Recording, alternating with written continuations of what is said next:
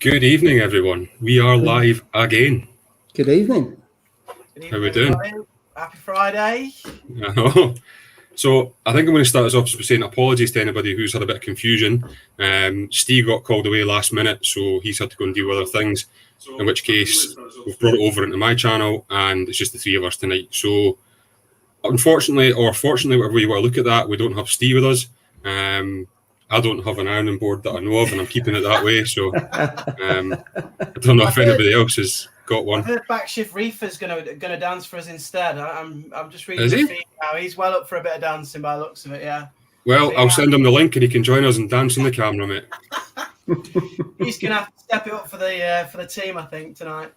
I know it'll come up now, seeing he's left the chat probably. Yeah, that's it. He'll be gone. He's gone to get the ironing board. He'll be back soon. I know. Yeah. So how are we all? Yeah, good. How are you? Good. Yeah, not too bad, mate. I'm really good. I've just finished for a week now. Got a week off, so. Geez, that must have only been a couple of days you were working for there again, was it? I think I've done 6 weeks in a row at work. You know, I'm stressed. No way. I was about to say you look drained. I am. Are you even putting some overtime in, Jay? Yeah, I worked till 4:30 the other day. That's insanity, mate. I don't know how you can do that. You don't want to do it. Stretching it. Been crazy, but I've seen Lucid Reefer on. So Lucid Reefer, I've sent him the competition gift. Oh, the one from like a year ago. Yeah, from the one from about 3 years ago. It's on its way to you. I sent a picture of it to prove that I've sent it, so it's on its way. So enjoy it. Enjoy the Hannah checker, Lucid Reefer. What one was that? Was it the alkalinity one? It wasn't the nitrate, was it? Because that reflects the postage time. Yeah, it's the alkalinity. That and the phosphate, I think, are the best ones. Alkalinity it was. So hopefully, it gets a lot of that. Hey, you were speaking about Hannah checkers, weren't you, Ross, the other day? You think about Yeah. So I'm finally just getting to the stage where I'm not going to wait any longer for this Reef Exotics to start posting corals. So I'm just going to get my voucher and spend that on probably some Hannah checkers. Now, question I have with that one is, obviously I know nothing about them, but there seems to be about 3 different phosphate ones. What's the script there? Does anybody know?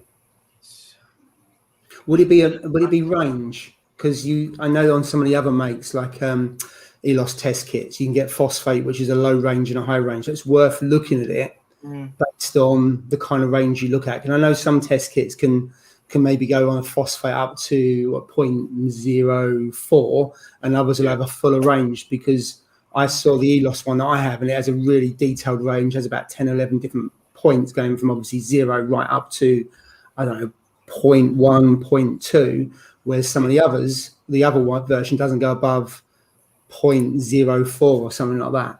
So it's worth having a look which ones they are. And Jay's going to have a look. Any excuse to get his Hannah checker out. Yeah. I think it was the ULR one. I think a couple of people have put this in the chat. Okay. ULR.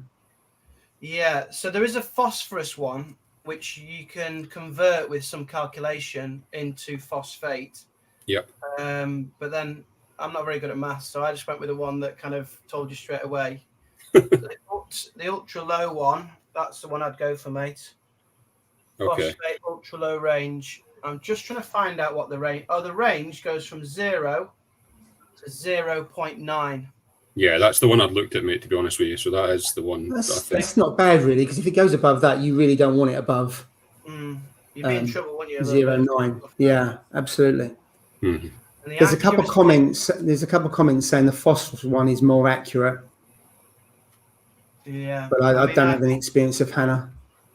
I can't fault this one. I really like. I think this is brilliant, and the accuracy is 0.02 parts per million. So that's pretty reassuring. So when mine went down to 0.05, that's why I was even more worried, because it could have been 0.03. Yeah. You can't fault this, mate. Get that in your shopping basket. Yeah. So I think I'll get that and the alkalinity one, and that'll be me. I'm not going for the nitrate one. Definitely not. Yes, the new nitrate. Does anybody know when that's coming out? The bigger range one. Well, I've seen that. I think it might be June, July time, I believe. But I don't know It's going to be a big seller, that, personally. I think it'll be a big seller. I've seen mixed kind of reviews about the accuracy of it though, so I'm not sure what the accuracy of that one is. But I suppose it's the same old thing. As long as you're getting a baseline figure and you can follow that trending up or down, you know if you're going in the right direction or not, I suppose. Yeah, it's a bit like the DD temperature controller, because some people say that's out by about 0.5 degree. But to my mind, that doesn't matter, as long as it's consistent and you're running at about 25, 0.5 degree either way is not really going to make a big difference to your tank. The main thing for that is it saves your tank if the heater gets switched and stuck on, or it dies on you. It's a bit like the Hannah checkers as well, isn't it? Your nitrate's pretty level and it's fine, whether it's 5 or 10. Probably doesn't matter too much to most corals. No. So Lucid Reef's put up there, I wonder if the new nitrate Hannah is going to take as long as the old one. So I believe it isn't. It's just a single step. So I think you just put in your tank water for your reference, then you put in your reagent and set it away. And I think that's all you do. Haven't really done much research on it, but I believe that's what it is. That'd be a big difference when you think it's 17 minutes at the moment, isn't it, Jay? The nitrate one. Yeah, that's if he's in a hurry. Or 25 if you're doing it. I know everybody takes a pee a little bit out of me using that nitrate checker. Never. And the hardest step is the filter paper, and if it's not positioned right or tight enough, it starts to leak out the side, and then you get a false reading, and it's the most difficult step of it all. And I think that's the step they've taken out. So yeah, I think it'll be popular, the new nitrate, especially the other one only goes up to 5 ppm, which is quite limiting for a lot of reefers, isn't it? Whereas the new one goes up to 75, I believe. Yeah, I think so. Because most of the time, 2 of the 3 tanks of mine are between 5 and 10 nitrate, and I'm really good with that. It doesn't cause any problems at all. I certainly rather have it that level than go super low, and then you have all kinds of other problems. Yeah. Yeah, well, I'm really pleased to tell you that my nitrates have gone up to 4.5 parts per million now, so they're really healthy. But if they go above 5, obviously the checker's redundant. What are we going to do then? Oh no! What are we going to do? I'm just going to jump in here in case anybody's came in late. Reef King's asked where Steve is. So Steve got called away last minute tonight to go and do something. So we've just took over and put it on my channel tonight just so we didn't have to cancel. And it's just the 3 of us. So sorry for that. If you were looking forward to seeing Steve's big sexy face, I was stuck was seeing sexy Steve. No. But there's one thing more important than reefing, and that's family. So. Oh yeah. So there was actually a comment here. I was going to say, no, it wasn't that one. Where are we? That is a fair point. I mean, how much how long do reagents use? I don't know how many you get with a hanger, and how much is the replacement, Jay? I mean, obviously you've got a range of them. Are they expensive? I mean, the hannahs are roughly £1 a test for the nitrate. It is quite expensive. They're not all that bad, though, are they, Jay? No, the phosphate, that's probably about 50p a test, roughly. Because I think the reagent is about £12. I could be wrong, but I think it's about £12-13 for the little reagent sachets, and you get about 25 tests. So they're not the cheapest. But saying that, it saved my tank. If I hadn't tested with the accurate hannahs at that point, if I'd have left it another 4 or 5 days, I'd have lost the livestock. So that's you gotta think. Testing is keeping everything alive, isn't it? Basically. Yeah, it'd be no good for me because testing across 3 tanks, that really adds up. Whereas the Red Sea alkalinity, I think it's about 20 quid, and it lasts quite a while. And as far as I'm concerned, it's pretty stable, and it's really easy to use. You just put the water in, just use one lot of liquid, and you're done. So you're done in 20-30 seconds. So I do like the alkalinity on the Red Sea. For me, it works and does what it needs to do. But I can understand why you'd have a hannah though. There's the question from Cajun Reefer there about diluting if you've got high ranges with hannah checkers. I don't think you can do that like you can do with some of the Salifert tests. You can get like a different range if you view it from the side, I believe it is. Oh, I see. Well, it's digital, isn't it? So it's probably only going to give you one reading, so you don't have an interpretation. Yeah, I think either so. Looking from the side or the top. Yeah. Saying that though, the Salifert calcium one, I have to use that. The hannah one is it's schizophrenic. I think it's just like all over the shop. Oh, is it? The calcium Hannah, I don't know if anybody else can get on with that, but it's just inconsistent with the readings. And the Salifert one is much better. And I think you've kind of got a new little range, haven't you, Ross, on your latest video? That looks quite a good little kit. Yeah, those little kits. If I was a beginner, I'd probably start with something like that. I don't know where I've put them. I think in the cupboard. But I mean, obviously, I'm using the Salifert kits, but those kits there, I thought I would try to see just to compare them. And I think, like you say, if you were cycling a tank or just starting out, the fact that kit is 30 quid and gives you pretty much the 4 kits. There's 2 different kits that are 30 quid each. So the first one has like your basic starter kit, and then your second one you can add after that. So realistically, that would do you for your cycle, and it's actually really easy to do. So I mean, there's negatives to it, and I think it was about 10 minutes for some of the tests compared to like the Salifert ones are 3 or 5 minutes. So some of them are a bit longer, but on the grand scheme of things, it's actually quite a good little kit. I mean, I'm not going to be using it every day like the Salifert one, every week like the Salifert ones, but I suppose it's handy to have just as a backup. But on that video, I mean, somebody hit the nail on the head, and I can't remember who it was. It might have been Paul UK Reefer, can't remember. Anyway, somebody had says, there's no point in chopping and changing between test kits. As long as you've got one test kit, stick to that, then you can see it moving up and down again. So, I mean, people are quick to bash likes of API or Salifert or, different ones. And I kind of get that to a degree, but if you're using the same test kit week in, week out, you're going to see the changes.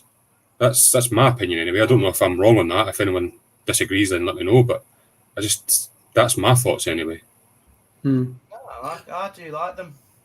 It's just the mixing, isn't it, when you have to like shake everything all the time for a bit. But I know it's a first world problem, but and some are a lot easier than others. I used to test potassium and stuff like that, but the test kits were such a pain. I just didn't bother testing anymore. But that's when I first started out. And it's funny, when you first start out, you're, I think, a bit more disciplined around your testing. And I think other than the first 2 tanks, every other tank I've set up, I haven't bothered checking ammonia or nitrate. I've just cycled for a period of time and just done that, and touch wood, it's been fine. If I was starting out, I would probably go meticulously through it and everything else. But on the basis I don't throw fish in straight away, the last few tanks I've done, I've let it cycled over a period of time. You're pretty much okay through ghost feeding and other stuff like that. And also if you use some live rock and some other sand and some stuff that's been matured, you've got less chance of having a problem anyway. How often do you do water tests, Paul? Just because obviously your tanks are also cheaper than a lot of us. So. Every 1 to 2 weeks. Oh, do you? So it depends. I usually do alkalinity every week, and then do the others every 1 to 2 weeks. It really depends on how the tank looks. Yeah. If I'm thinking there's a little bit of algae there, probably the phosphate's gone up, the nitrate's gone up. I'll then test it.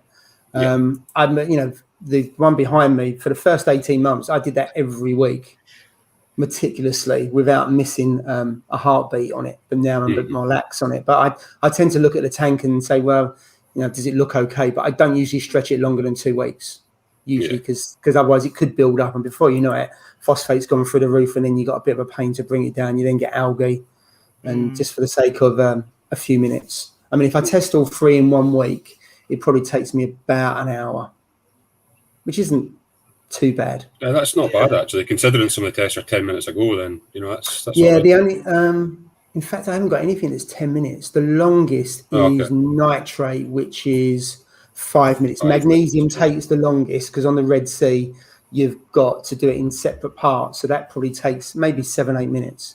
But other than that, it's 5 minutes. So I've deliberately gone with test kits that don't take long, because sitting there doing 9-10 minutes is just a pain if you've got 3 tanks to do. And sometimes I don't bother with magnesium. I'll just do the core ones of alk, and then nitrate and phosphate, and then calcium I don't always do either. So sometimes I'll reduce it. There was a comment earlier around the calcium Hannah about using ionized water. Yeah, I saw that. I've never actually seen. This was Nano Reefer, isn't it? It's a bit further up, Ross. His channel is absolutely awesome. He's just cleaned out his sump, which is something I wanted to ask today, actually, about cleaning out the sump. That sump video I found so therapeutic, by the way. I just sat there watching it in a daze. I don't know why. I really did. I just sat like in a daze thinking this is really therapeutic, watching somebody clean their sump, but it worked. It was great. It must be the voice. You know about voices, don't you, Ross? I do, mate. No, I've never seen this Hannah deionized water. I just use this stuff off Amazon, but I don't know. It's just deionized water, basically. I thought that would be all right. But, yeah, I just can't. I've given up with it. I've given up with the calcium one. But with just saying what Paul was talking about. So each week I will use the alkalinity and phosphate. They're the two, and salinity. They're the three that I look at every week. So salinity, alkalinity, and phosphate, and the others kind of every 2 weeks. And like you say, ammonia and nitrite, I don't test anymore. Yeah. Tank just seems settled, as it were. I think unless you have off of something, you're probably not going to get ammonia or nitrate, because it's usually caused by die-off in the tank if it comes back again. But as it matures, you're less likely to get that. It's possible. Yeah. Yeah. Yeah, there are good things about those wet dry hoovers from. And I was commented about wet dry places. Hoover, yeah. I don't know if you get one of these. Can it fit down the back of a sump in a small tank? Well, if you just do the same as what Triff's done in his video and just put the hose in the end of it. So you put a hose in the end of it, and then you can just cover your thumb over it to give you more or less suction. So I thought that was a brilliant idea. And I mean, there's Coral's wet vac from Wix Guys, some clean out. I think a lot of people are using them. I just didn't know anything about that. I mean, I've got a wet dry hoover in the garage that I use for the car, but I've never ever thought of using it to clean the fish tank. Oh, that's a good call, actually. Yeah. I might leave it a little bit, because obviously you know that my nutrients were a bit all over, so I might just leave it for a little bit. But yeah, I mean, how do you know? I mean, how do you know it's dirty? I don't really know. I can't see the bottom of mine. There's probably a fair assumption that some crud, especially if you're using filter socks, they get some of it, but there's no way it's good as a Clarity or anything like that. So it's probably a fair assumption after 6 months or so you got some crud in the bottom. So the question is, if you hoover it out too often, everything else, you make it too clean, don't you? There's a balance within that, I suppose. I mean, I don't know how often people do hoover up their sumps and stuff like that. I done mine the other day, and that's probably the first time in a year, and there was quite a bit of crap in the tank behind me. The Clarity, I've had it for a year, and it's virtually spotless, but that's because of the Clarity, and I haven't got much of a bioload in there either, to be fair, on that. But certainly filter socks, you do get crap build up in the sump, I think, from what I've seen anyway. Yeah, Jay, you might not want to go for the one from Wix that AM Coral suggested, because saying it sucks out 40 litres under a minute. So I'd maybe. Oh my god! I'd not let this. The fish would just be like sunbathing at the bottom of the tank. You switch it on, and someone comes and speaks to you. A minute. That emptied my tank in 2 minutes. Done. Job done. And more. So you were asking about, obviously, the chamber at the back. So I actually done mine the other week there, and it was disgusting, the amount of crap that was in there, for want of a better word. Yeah, I didn't think it had been that bad. And I only use filter floss as my kind of mechanical medium. So that was all I really had. And even when I take the filter floss out, I look at it and I think nothing's getting past that the way it is, but it does. And I shone a torch down the back. That's how I done it. And you could see in and all the bits of particles floating around. Now, somehow they don't come back out the return pump. I don't know how that happens, because the tank water itself is clean, but the one in the back is pretty full of like kind of sediment as such. So it must settle on the bottom and then not get disturbed with the flow. So there's no flow or anything at the bottom, so it's completely dead space. It filters and just builds up there. That must be what happens, so that it doesn't come back in. Yeah. Another thing as well is I've got some pineapple sponges in the sump, and as far as I know, and as far as I keep reading, they're actually quite beneficial. So I don't really want to disturb them either, really, in terms of, because they're kind of natural filtration, I believe. Yeah, they are. That's why one of the reasons for live rock, you get sponges on it, and filter feeders and those, and they really help with bioload and out competing with algae and other stuff. So I wouldn't remove them. They're pretty good. Try and keep them in. Yeah. I'm just going to leave it for a little bit, I think. I'll leave it for get to a year mark, and maybe I'll have a review. But the reality is, the look of your tank plus the testing you do will tell you if it's okay. You do see a lot of posts saying, "Oh, well, if you have a dirty sump and everything else like that, it dries up nitrates and phosphates." Personally, I've never experienced that. Now, it could be I've got good filtration, in which case that offsets it. And the sponge I've got in the Red Sea, because in the Red Sea you have a sponge in between the last chamber and the middle, and that is absolutely filthy. I haven't changed that for a couple of years. But I know people that clean the sumps out every 6 months or so. It really depends, Jay. But if everything's all right, I won't bother. Sorry, I can't go past a comment from Black Pearl Reef without putting it on, because every single one of them is comedy gold. That is very true, isn't it? If you got, you know, the 40-second warning or a minute warning, She's been and very your nice tank's empty. today. She hasn't put the food order in and gone out, so that's good. There you go, Jay. Keep the sponges if you can. Great filter feeders. Yeah. Pineapple sponges are good. Oh, thank you. Because I've only just identified them, because I thought at first they were Aptasia. In fact, I said to the gents in the group, I think I might have some Aptasia, because they do look a little bit Aptasia-like. They've got a stem and they've got a feathery bit at the top, but I think the size of them, because they're so small, they are these little pineapple sponges, which are quite good. There you go, Jay. Just take the vinyl off the Red Sea Nano to see it. Just what, the black back? Can you take that up? Must just. I think the water box one peels off as well. I think it's just a sticker, to be honest with you. So I think the Red Sea ones do, because I've seen people in the past take that off the back, and then you can see the weir in the middle, and the rest of it is clear. So you probably could, but then would you really want to on that? I don't know. I quite like the black back though. I think it looks good. Yeah, it depends what's behind it. If you've got a small weir, then actually then you got clear space behind the rest of it, haven't you? But if it then opens up the whole of the mechanics behind it. I think he means the side actually. Yeah, the side. You mean the side? Does he mean the back? Yeah, the sides come off quite easily. Okay. I think that's what it might be. Oh my God, my childhood has been ruined. Look at this. I have never ever put 2 and 2 together with this one, but AM Corals just nailed it. Oh, yes. Here's me thinking that he just likes pineapples. Oh my God, that's genius. They do look like little pineapples. If I do another video, when I make another video, I'll try and get. But they are really small. But I'll try and get a close up of one. I mean, Nanotank Reefers, they're saying they sound like feather dusters, Jay. Feather dusters. I don't know if I can show you now. I don't know if I can get down there, but because they are pretty much down the back. Probably need to get a torch or something to shine down in, but yeah. If not, Google feather dusters and you'll see if there are more similarities to that. The sponges should be a bit, just by the nature of a sponge, it should be a bit squishy, and they look very different to a feather duster, and probably very different to Aptasia as well, Jay. Yeah. I can't get to one that's close, that's lit up at the moment. Yeah. Hopefully, what's a feather duster anyway? Bloody hell, I thought that's what you clean with.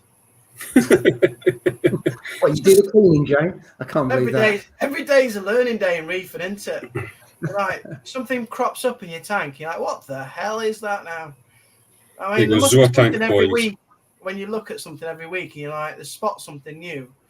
And you haven't got a clue what it is. You need the directory, don't you, to see what everything is. So I don't know if you've seen Zoa Tank Boys, Jay, but they've got a YouTube channel that's actually quite good. And they're saying, Rudra's said here that they took the black sheet from the Red Sea 170. An appropriate reefer removed it from his 45 and put a blue light back to mimic the ocean view. Zoa Tank Boys, is that a YouTube, is it? Yeah. I actually watched their thing from Reefapalooza the other day. It was quite a good video, actually. They're pretty good, to be fair.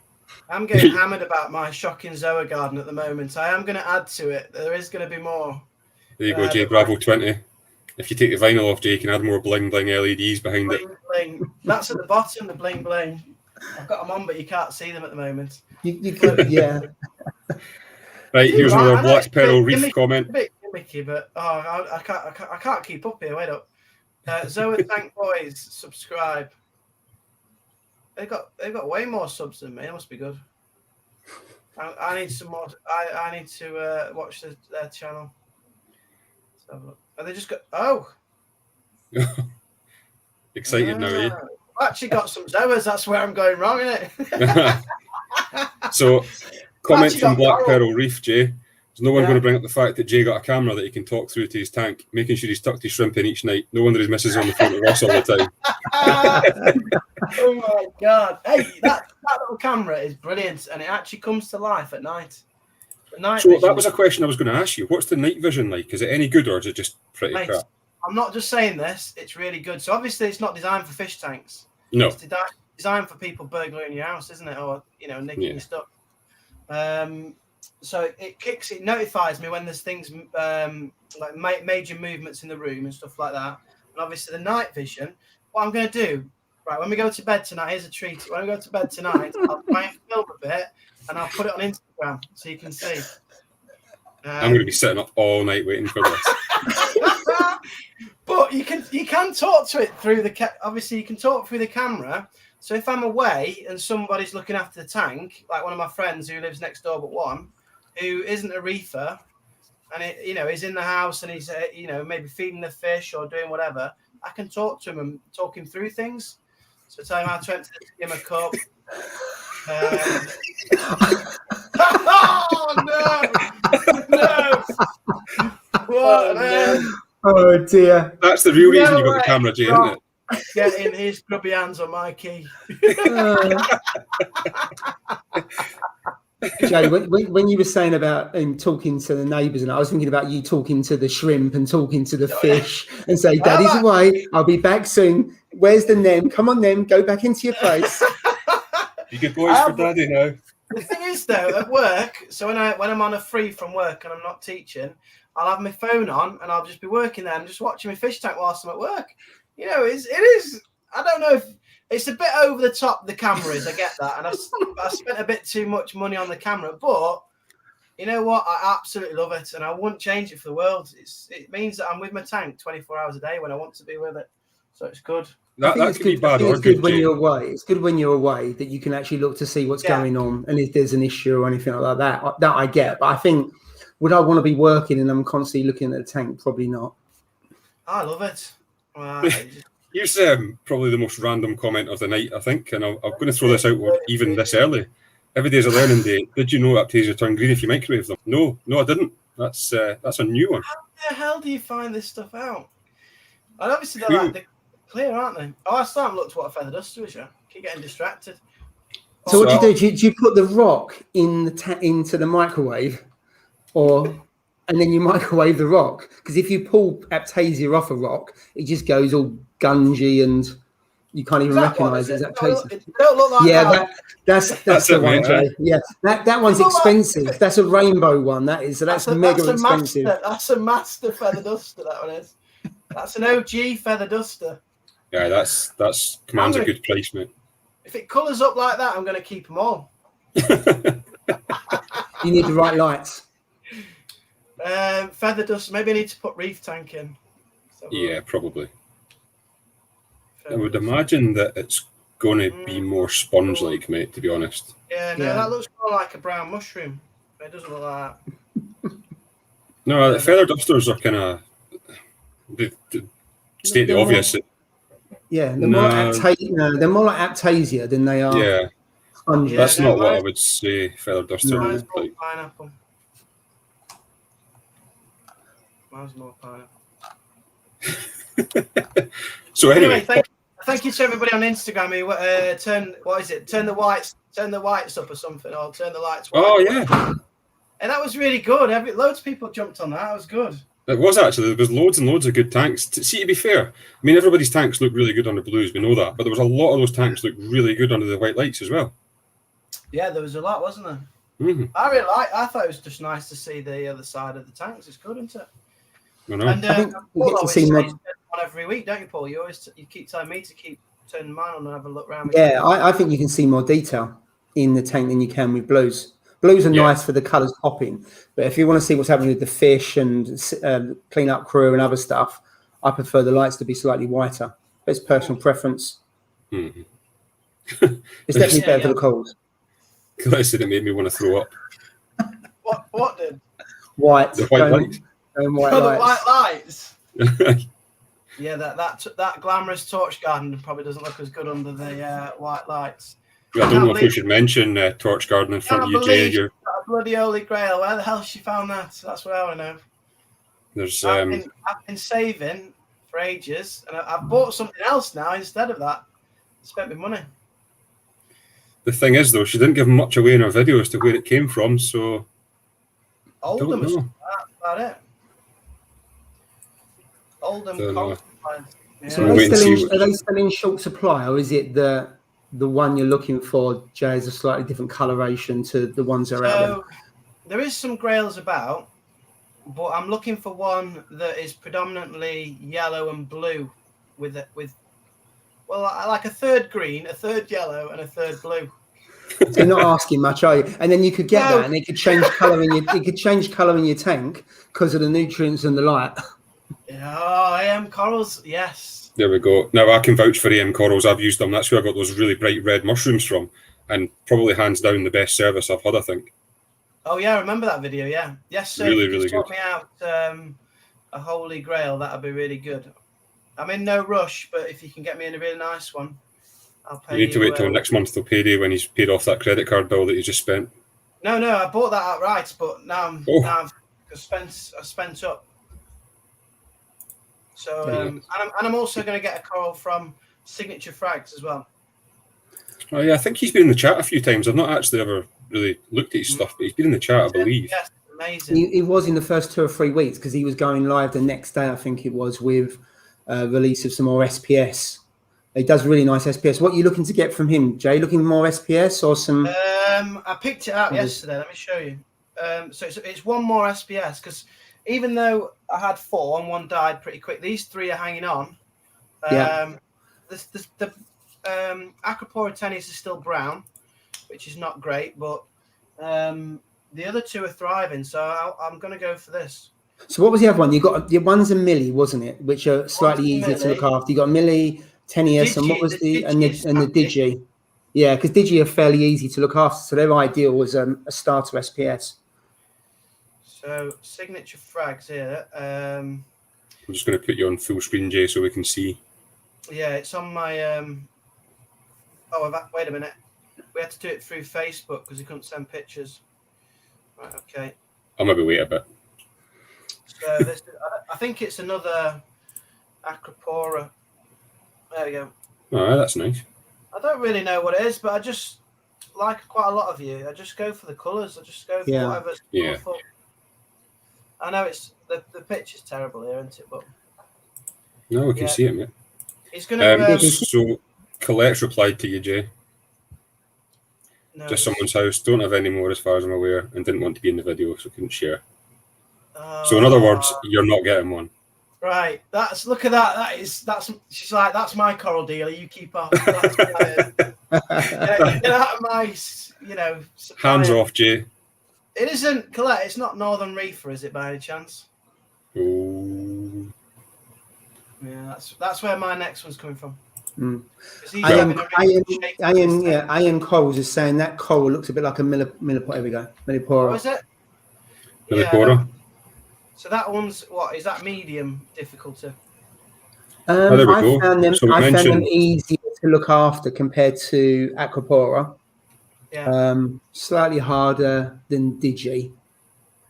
There you go, Jay. You know how we mentioned Zoa Tank Boys earlier? That's them saying the colours are vibrant, so they're in the chat now as well. Oh, I've just been looking. I've just joined. I've subscribed, gents. I'm looking forward. As soon as I jump off of this, I'm going to watch a couple of videos. The video from Reefapalooza is really good, mate. You should watch that one. Who's your Zoa supplier? I think they do. Are they American? Are they? Yeah, they're in Florida, mate. Are they in Florida? Oh, yeah. they'll get the pick of the bunch, won't they? Yeah. Wow. You can get some really decent Zoas over here, though. But then the rare ones cost so much money, though. You're talking 100, 200 quid a polyp. There you go, Jay. You're keeping those colours. Are going for the. Oh my God, his comments are just a genius. I'll probably. As soon as it comes in, I'll dip it and it'll be turned brown, and it'll just sit there brown as anything. But what you do find with those kind of corals, though, because your conditions will be different to the tank they're in, they will morph into a different colour, and quite often they'll lose their colour to begin with, and then they'll come back in a slightly different colour to what you bought. So I wouldn't be surprised if it doesn't. And it's some of that yellow, because yellow is quite a hard colour to keep as it is. So he sent me the picture there. That's it. Yeah. Yeah. Yellow, green, and red. But then he also sent me, which I thought was quite nice, and we talked about this one previously. He sent me it under normal. So that's it under kind of your daylight. Under white, yeah. Under whites. and then he sent it under blues, which I thought was quite good. I know a few people do that now, don't they? But yeah, because more and more people ask, can I see a less saturation? Can I see it white? Yeah. Because sometimes you'll see the egg crate it's on has turned yellow or a colour, and you know it just souped up the colour. You think egg crate's not that colour, so you just see that people just taking the mickey. So I just wanted to mention this one from Jamie Hugh. I assume Paul has already read it, but the new reefers should check out Dana Riddle's article regarding lighting and coral coloration. I've not even seen that, so I'll have a look for that. You seen that, Paul? No, the only thing I know is that I've bought corals before and they've changed colour, and also speaking to places like AAC, Paul, so they have theirs under certain condition. The corals are absolutely fantastic, but then you have a conversation around, well, actually it can morph into something else. And I just know from chalices and other things that what it looks like in one tank can look very different in another tank from day one. And especially when you get something through the post, that can take a little bit. Sometimes they can pop from day one, and other times they'll lose their colour a little bit. So it depends on a lot of things. But the nutrients, and if you get it from a really quality LFS, they make their corals look absolutely fantastic under their conditions. They make, especially if you've got a mixed reef, that's different to when someone's keeping it in an SPS tray. Those conditions are probably going to be different to a mixed reef. Not always, but they're likely to be. And there's a comment from Coral saying it takes 6 to 9 weeks once fragged to lose their colour, then another 6 to 9 weeks to start coming back with colour. So it depends when they're fragged, I suppose, is the key thing. Yeah. So also you can look from the pictures whether they've started basing out or not. Because if they started basing out, then I think you've probably got a fair, you're confident it's probably been 6 to 9 weeks, depending on the kind of coral, because some will base out pretty quick, and some aquapole, and some will just take ages and ages to that. But then, if you've got ones that have been cut quite a while ago and they're based out, they could be more expensive, because obviously they've been cultivating for longer in someone's tank. Yeah, I know it's only about 6 weeks at least. So because I wanted it ages ago, but he said I'm not letting it go until it's settled or whatever. That's anyway, good. At least it hasn't been cut up and then it's being shipped out. Well, that's it. That kind of thing you don't want. It's got a little bit of basing, I'd say, at the bottom. I'll just put it solo, Jay, just so we can see. It's kind of slight. I don't know. That doesn't. Well, I don't know, Jay. It's hard to say. That doesn't look like it's based out at all, but I could be wrong. Yeah, maybe it's just my optimism. That's not to say it's not any good or anything like that, but I don't think it's based out. There's Coral saying they don't sell anything that's not started basing out. So I suppose that's probably a good thing to know if you're buying corals from someone that, if they're doing that, then it's great. You know that they're going to be 6 weeks down the line before the colours come back on them. Yeah. If I buy a coral from eBay, I can probably guarantee it hasn't based out. Yeah.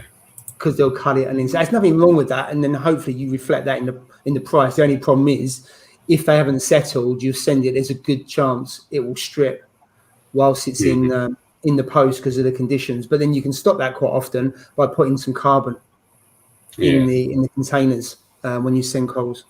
Just a slight change of conversation here. This one from Algae Warrior. Now this is something I only found out this week. I tried it and it works really well. So you can get some good shots on your phone camera without the filters. If you go to pro mode on your camera and play with the white balance, etc.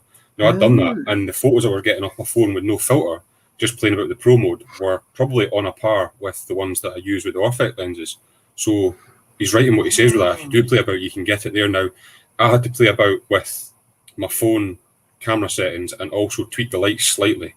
Now it's all right for me. I've just got soft corals and so on, so it wasn't a big deal. But you can do that. He's right in what he says with that one. I just wanted to bring that one up while it was there. Is pro mode on the iPhone, is that? So I've got a Samsung, mate, that I do it on, and it works perfect on that, but I don't know about the iPhone. Yeah, let's have a look, because I do struggle from time to time to get decent photos. More so in the garage than on the tanky, because there's no natural light in the garage. It's a real pain to both film, and that's why I need to get a different coral another filter. I know you talked about the Orphic one before, or the Orphic one. Because I struggle with the DD one. It comes the out. The DD one I had was terrible. I mean, I had the Gen 2 DD and I just couldn't get it to work. But the Orphic one, Jay's got to do that. I need to try that, because I do struggle with it otherwise. That's what I've done. I've got mine stacked up as well there. Yeah. The DD one, you've only got one lens, whereas with that, so Yeah. what you stack it up, and obviously as you're stacking it, you'll get a different coloration because obviously you've got different colors within that, and you just adjust it from 1 to 4 depending on the color you're looking for. Is that how it works? Yeah. Yeah, I take my photos on a 3-year-old Android Google phone, so And you get some good photos. Yeah. It's not even a new phone, and I put it down to the lens as just capturing the light pretty well. Mm-hmm. So I'm going to jump into this one now. I haven't, but has anybody watched The Dark Hobby yet? It's not available unless you pay for it. It's not available, I don't think. Is it coming on to Amazon? I believe. Don't know. Yeah, on Amazon, I believe. I saw the trailer because we talked about the trailer, didn't we? The other day. It's about a minute and a half on YouTube. But I'd like to watch it. But again, I didn't know where it's actually playing because on that it was like 99% of fish die within a year. Was it on the trailer? Yeah, which we were trying to work out that how 99% is possible. I get that it's probably a high mortality because you're shipping fish halfway around the world for starters. So even before they get to us, there's quite a few that have died. But 99% feels that's a massive number. Mm-hmm. I don't know if I want to watch. I do want to watch it, but then I don't because it's going to make me feel so guilty about what I do and what I enjoy. I don't think so, mate. I think it's aimed more at wild caught fish. I think that's what they're trying to throw the ball at as such. How do you know where your fishes come from? I know the clowns they're captive bred, but I don't know where my other fish have come from. They'll usually tell you, and they'll be a hell of a lot more expensive if they're wild caught. That's what I've seen anyway. I don't know if there's another way that you can find out, but I think also you do some research because there are certain fish where in this country very few of them are bred. So I don't think there's many wrasse, for example, that are captive bred, whereas clowns, most of those should be captive bred. You would say cardinals, you can breed those fairly easy. Tangs, you do get the odd yellow tang if they are. I know AAC have had some captive bred, and they've got captive bred in their display tank. But there's not many tangs that are captive bred. In America, you get more captive bred than over here. There's not that many. I think some of the gobies can be as well, but they usually most shops will put on there whether they're captive. If they are captive bred, they'll call it out, so you can usually see it by default. But I suppose it depends where you go as well. See, this is what I worry about. This kind of where's the facts coming from here? It just seems like that trailer is very alarmist, and it seems like someone's just wanting to shut down the whole hobby. So or is it a case of they're just wanting to shock us into saying, "Oh, I need to pay to watch that now. I'm going to go and see it." You know, it might not be that bad a documentary. I don't know. I haven't seen it, but it might be one of those they're just trying to scare us. Yeah, it's where do you see clickbait. it for free? Algae Warrior said it's free, but where is he seeing it for free? Probably 2021. Yeah, I don't know. We'll see if anybody. Lucid Reef has said it's free on YouTube with that code. So is it what that code? Someone's put a code. So Algae Warriors put Dark Hobby 2021. I don't know if there's a space in between that, but it doesn't pretty matter. So on YouTube, on what channel? I suppose you'd have to go into the search. I don't know how that works, to be honest. Comes up and then you put a code, because that sounds like premium. I haven't come across anything where you have to put a code in, but to be fair, I wouldn't have noticed. No, I've got YouTube Premium and I've never ever had to put a code in anywhere, so I'm not sure. He's saying paste and put the link in your browser, but I can't see a link to actually do it. If you can share the link, I reckon a lot of people watch this. I mean, I'll certainly watch it, but I'm a bit worried about what it's going to tell me. So Algae Warrior is saying it's not YouTube. Hmm. And someone else is saying it is. If anyone can put a link in here or put it in the comments after the stream, and then we can copy it from there, either where it, is it in YouTube or does it take it to another browser or another site? I'd like to see it just to see what all the, and I suppose it is clickbait because I've watched the trailer and now I'm intrigued to see the positioning and what they're saying, and actually does it make sense or does it look completely fabricated? Yeah. There's another one here from Coral suggesting watch A to Z of Finding Dory or Dory's Way into Home Aquaria, 45 minutes long. I don't know if that's a genuine comment. No, that's not genuine. No. I'm really not sure on that one. I mean, either somebody's got really good imagination at making up titles or it's a piss take. No, that's a kids' program, isn't it? Surely. Yeah, I'm not entirely sure. What channel is it on? It's on Disney. So Jamie said there YouTube removes links, so that's probably why he's probably posted the link, but it's been removed. Oh, there we go. AM Coral's just saying post link. It is genuine, so that's another one then. Yeah. There we go. A slight change of subject, but I don't ever like seeing this. But You can rent it for £3. Neil Smith's had a disaster with his tank. Oh no. Upgrading a bigger tank, please consider another tank for quarantining fish. So I'm not sure what's happened there, but it doesn't sound good, mate. Give us a bit more detail, Neil. What's Yeah, sorry to hear that, mate. It doesn't sound good. Lucid Reef says... I don't think any tank goes through just a smooth run, does it? I think every tank seems to get to It's ups and downs, doesn't it? It's just how big is the down? Yeah.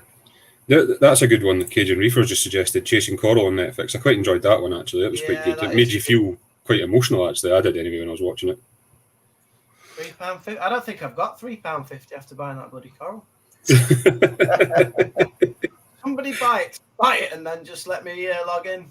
That'll be the best thing. I'm a tight Yorkshireman. There's another one, My Octopus Teacher. I enjoyed that one. That was a really good one as well. You know what? That is awesome. I haven't seen that. I'll look that up. Yeah, it's really good, Paul. It's worth watching. Yeah. It's a guy who goes swimming with an octopus every day. Oh, I've seen the trailer for that. Yeah. It's a true story. No, what are you laughing at, Ross? It's a true story. I'm laughing at Black Pearl Reef's comment. You should know as soon as that wee black symbol comes up, mate, that's it. Interesting watching how it's made the Hannah Nitrate Checker special. No one wants to see that. It's the most boring thing ever. I don't even know what I'm doing with it half the time. So I think AM Corals has sent me the link on Instagram, so if anybody's wanting it, I'll send it out to whoever gets in touch with me. It's a story one. I think so, yeah. Reefing TV. We should have our own channel. Oh no, we can't go into that. We've already branched out too much here, mate. What's that? What's that one that you like watching, Ross? The young bloods. YBS Youngbloods. So it's a guy, Brody, in Australia. Yeah. Absolutely fantastic channel. He's probably one of my favourite to watch on YouTube. I can sit and watch his videos for hours on end.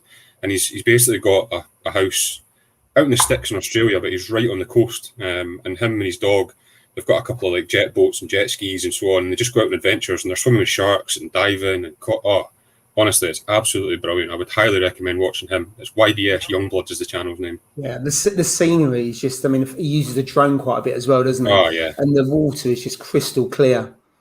And sometimes when he's snorkeling and spearfishing and stuff like that, it's really good. Yeah, it's brilliant. What the hell's going on there? This was one thing I was going to mention actually tonight. Has anyone seen a new coral website starting soon, Local Corals Online? So I got an invite to join that. And it's like an online, I think it's like an eBay type thing, but for selling corals. I don't really know much more about it than that, but I have seen loads of stuff advertised for it. Local Corals Online? No, I haven't heard of it.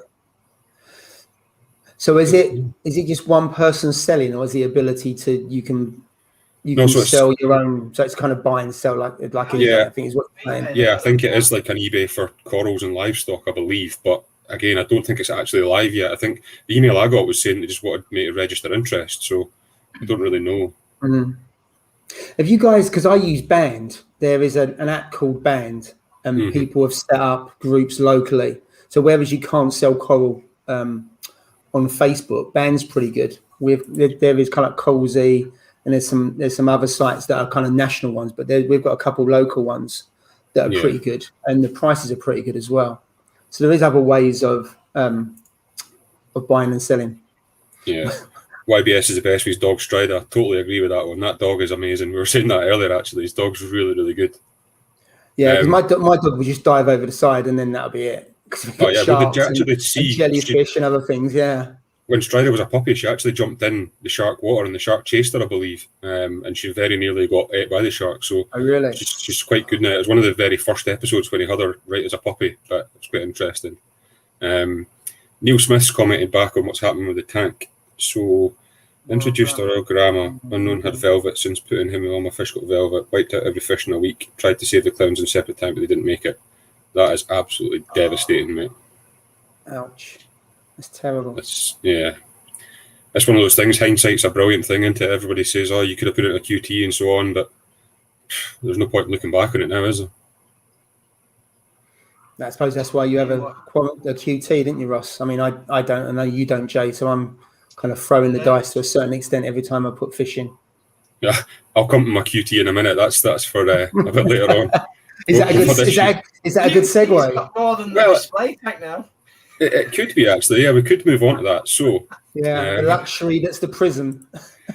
I don't know if you'll notice, but behind me here, where we have this tank, I might also just add in this here. Little feed crab sign that actually lives on the tank now. Yeah, we'll stick it there just now. Look, there is the crab. Don't know if you can see him, but he's there. Go full picture. Full screen. Can we take us in and have a look? Well, I'll go one better than that, mate. I'll jump on my phone because there's only the three of us, so we should be able to put a fourth camera on. Oh, very good. Let me just see if I can do this. It might interfere with the mic. He jumps on and starts dancing, and then goes again. That's what I'm hoping for. So the last time we saw this, it was bare, wasn't it? Yeah, it was, mate. Crab. Oh, horrible feedback. Turn the sound down, Ross. Yeah, it's down. So. And do you want to go full? Go full screen with that camera. Guys, multitasking here. Look at that! Look at that luxury. I only own glasses. Oh wow! Look, he's actually enjoying it now. There, look at this. Is he sticking two fingers up, Ross? Is that? I think so. Well, he actually had a go at the tube then, which is in there now too. What, has he started eating that now? Yeah. His shell looks a bit small now, Ross. I think you might need a shell, like you said. Yeah, I know. He needs to upgrade his shell. But that's his new home just now, so. It's 10 times better than what it was. What's on the glass, Ross? 2 seconds, mate.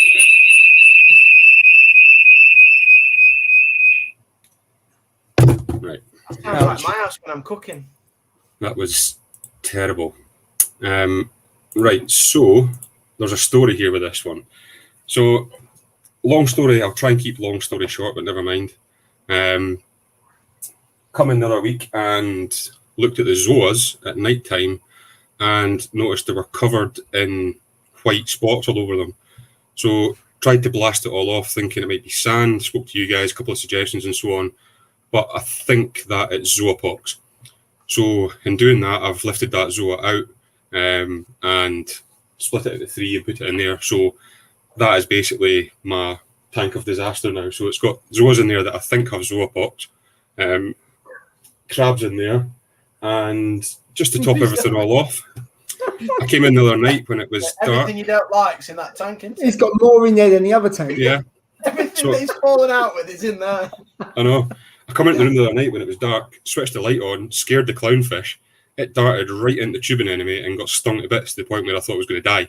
So clownfish is in a really, really bad way, not looking good at all. Don't know if it's going to survive. And it's the one that I had all the hassle with, went through everything, put it through all the quarantine before, like spent weeks and weeks and weeks with it.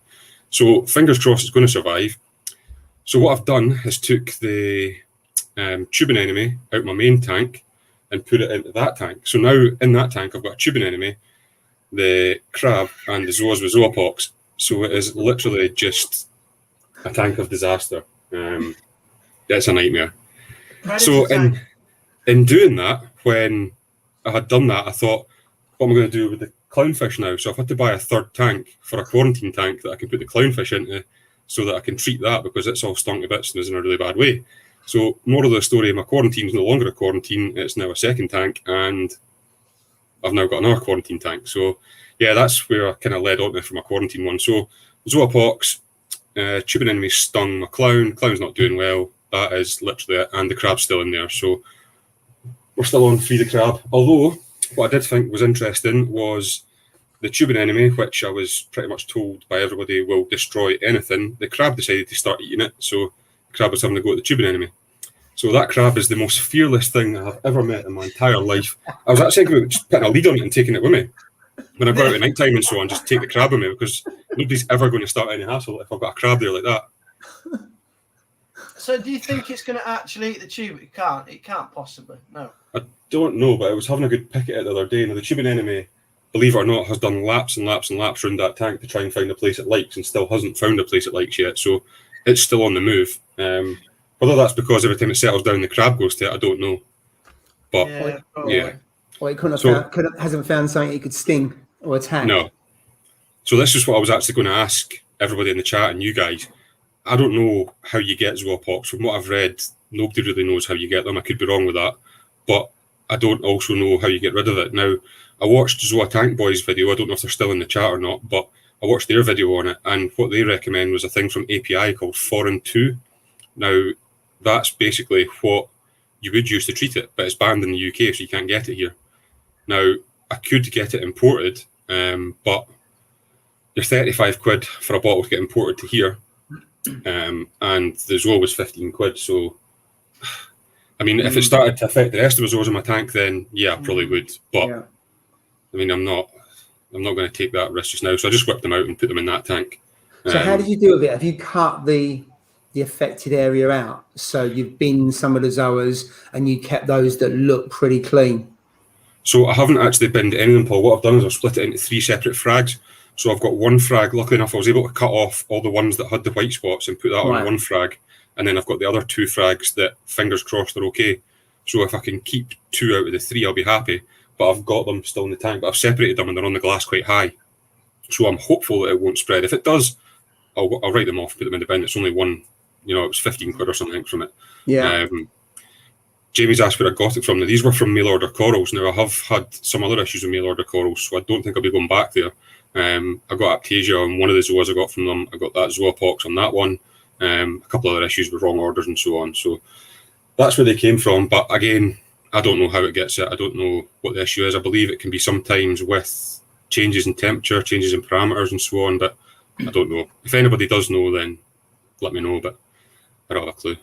Yeah, because I suppose is it a fungus? Is it bacteria? I hadn't really heard of it, to be honest, because I've never seen it before. AM corals have said in there, I think, do a freshwater dip. That's it. And then brush with a tooth. Did it, when you brush it, does it actually come off? Yeah, so there's some of them that's on the surface that come off like almost like a kind of jelly gunk goo type thing, but there's some that look like they're subsurface. So I would probably need to either burst the polyp a wee bit to get that out, or just bin that polyp. I don't know, but there is some of them come off when you brush them, like a kind of gunky substance. I mean, that I think it was you, Paul, that suggested give them a blast with a turkey baster and see if it's sand that's on them, which it wasn't. So I'm not really sure, to be honest. Somebody's saying how much Foreign 2 do you need? I genuinely don't know. I think it's just one treatment, but I'm not entirely sure. So it'd be interesting to see when you fragged it into the 3. When you fragged it into the 3 frags, can you still see it on there, or have you managed to get rid of it all and it's just a case of them waiting and see to say actually will it come off, or will it just grow back? Yeah, you can see it on there, mate. I'm just going to see if I've got a photo, because I did have a picture on my phone that shows it. Whether that will show up great on camera, I don't know, but let me just put this full screen. That's right, because I saw the pic and I first thought it was like sand and grit and a bit of gunk, because it does collect in the zoas, but as you can see there, is that after it's been brushed off? So that was after it was brushed off and blasted off with the turkey baster and so on. That's what wouldn't move. But they were, I mean, obviously not open there because you've blasted them, but are the polyps still opening? Yeah, so I can actually show you that too, because they were opening. Let me see if I can find this. I know we don't have any more. They were opening, but the ones that had the little white dots on them weren't open just as wide as what the other ones were. So they were open, but I think there was definitely something wrong with it. So your remaining zoas, Ross, are they okay? They're all clear? The ones in the tank? Yeah. Yeah, they're clear, mate. Touch wood anyway. I mean, none of my zoas touched just now because I've spaced them out, so I don't know if it can be waterborne or anything. I think, I don't know, mate. Zoopox comes from water quality, too high temperature, disturbed sandbed, etc. It won't be from your tank. Oh well. I don't know. There we go. So once they close up hard to disturb them, toothbrush them and arrow dip for 9 minutes. I believe I don't know if Reef King done a video on that, or if I'm just imagining yeah. things. Reef Yeah, King he put a did. comment in there about freshwater dip is the best thing for zoas and GSP. Yeah, I don't know if because I watched a video of Reef Kings that I think was to do with how to get your zoas to open, I believe. Yeah, I remember that I've watched video. that video, Yeah. Yeah, and Yeah. I think that was the one that I seen now. I don't know if it's going to be the same with the Zoa Pox or whatever, because, you know, people that I spoke to now, I can't remember this guy, it's Ian Cosford, I think, that's got Ian's, I can't remember, it's like Ian's Reef or something on Instagram. He's got loads and loads of zoas. I also spoke to like Backshift Reefer and a couple of other people as well, showed them the photos, and everybody said the same thing, that they've never ever had Zoa Pox before and so on. So, yeah, I don't know. Yeah, it's certainly something I haven't heard of before. It's not like other things that are quite common. I think it's probably worth doing an RO dip because you've got nothing to lose, have you? Because you've kind of written them off to a point, haven't you, by putting them in the other tank. And I suppose it's not worth just doing one, because if you solve it on one, you don't know if it spreads from the others or not. So it could be they just get a fungus and it can't spread, or whether it is can be transferred across them. So that's actually a good idea to get Reef King on to explain. I don't know if he wants to jump on and explain that. That might be a good idea if he can. Yeah, I think, like Paul said, a lot of people are saying the freshwater dip, aren't they? So go for it, Ross. Yeah, see what's the worst that could happen, really. Yeah, I know. But nothing to lose. There's a couple of people also said that they've got Furan 2, and how much do you? Well, I suppose you don't know.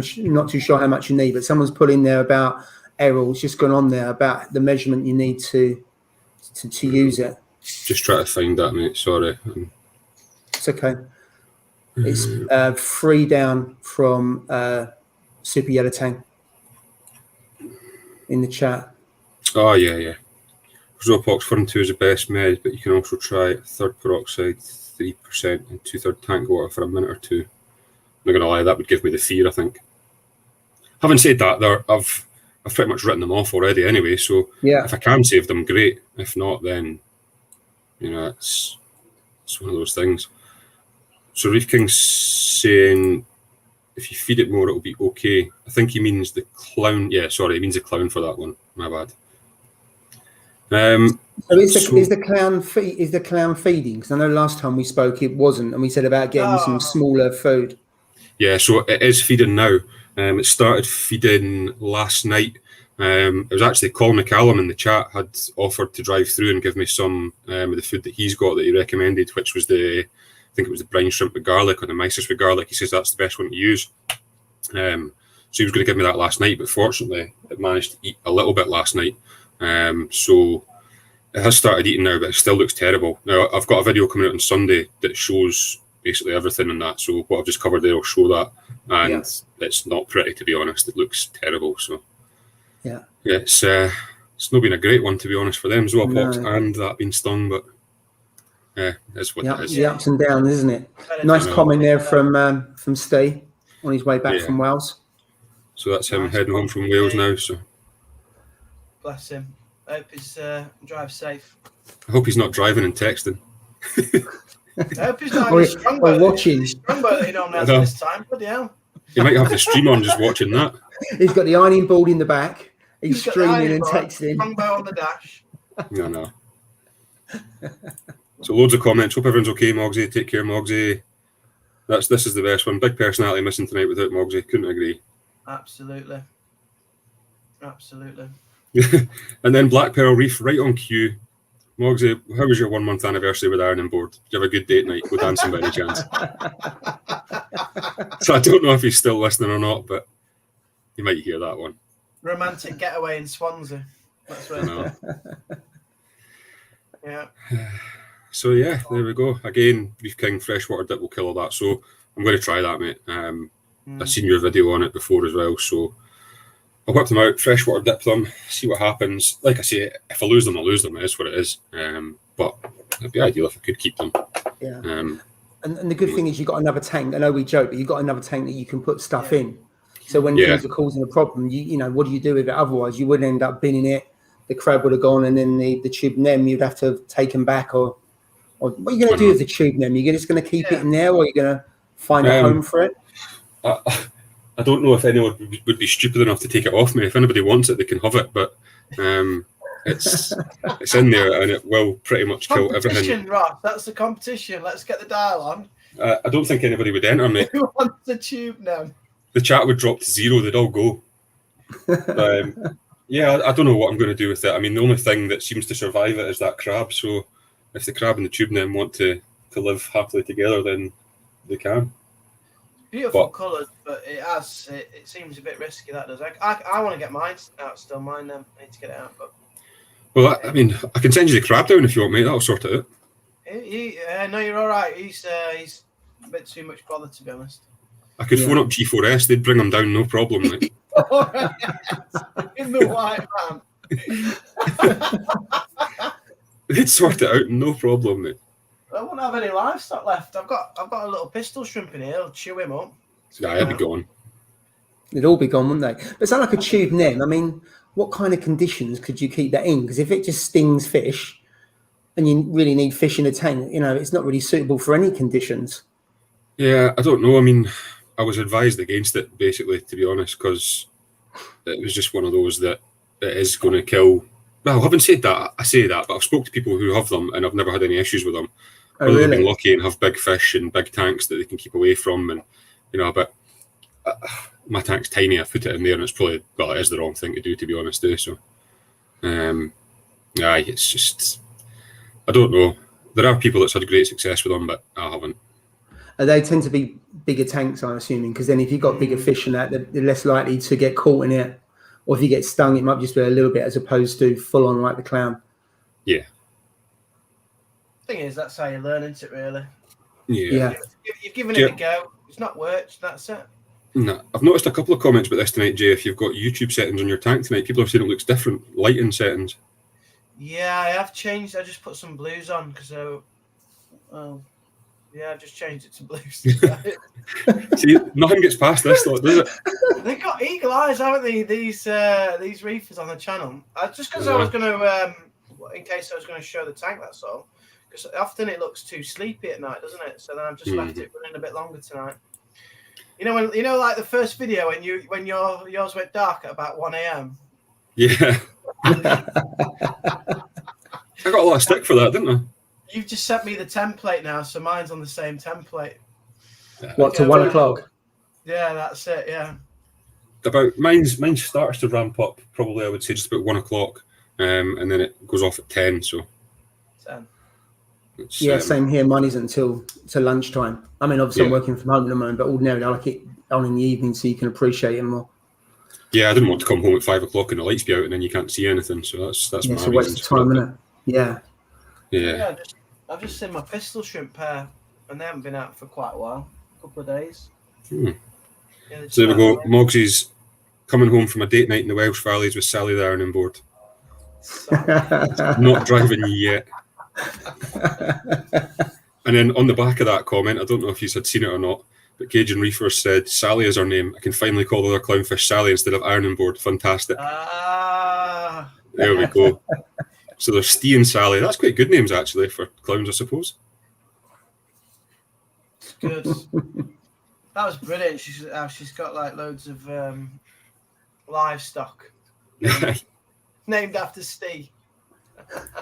There you go, Jay. Stick your orange lens on. It'll get rid of the blue glare. Fair comment. I've actually got it here, actually. I don't know if it'll make much difference, but... No, it's much better, actually. Makes a bit of difference, yeah. You haven't got as much glare. Let's have a little look what's happening. I tell you what, that chalice looks absolutely fantastic. Unreal, that is. That's the most colourful one in the collection at the moment. It's really, really nice. But that's the orange hammer coral there, and you can see it's still recovering. It's had its mouth out for about a week. So I've had to move it as well, reposition it. I don't know if you can see the gobies in the background. Now, if I was, the Trachophilia, the big rainbow Trachophilia. Yeah. I don't think I would have bought that if I'd have known how big it was going to get. It's absolutely huge. Obviously not at the moment, but when it fluffs up, as it were, puffs out, polyp extension. Nice, yeah, I like it. Yeah, it is huge. So I don't think I'd have got that one. But yeah, they go about 2, 3, 4 times as big, don't they, as when they are at night? yeah, Those trackies. yeah. So is that where you keep it? I assume that's where you keep it all the time under that ledge. Yeah. So when I had it on this, because obviously with a nano, you don't have a lot of room on the sandbed, especially because I've got quite a big scape, and the crab, the conchs couldn't do the lap of the tank. So I've placed it in the cave, seeing how it got on, as it were, and actually it's loving it in there. Even though it's not very obviously low light in it, quite likes it. Mm-hmm. That's pretty good. And the other thing is, I've seen that my tail spot Blenny. I was really nervous about putting him in with the clowns in case they bullied him. But I just saw him the other day. He's trying to nip the hell out of the clowns. Anyway, if they go near him, he just goes for them.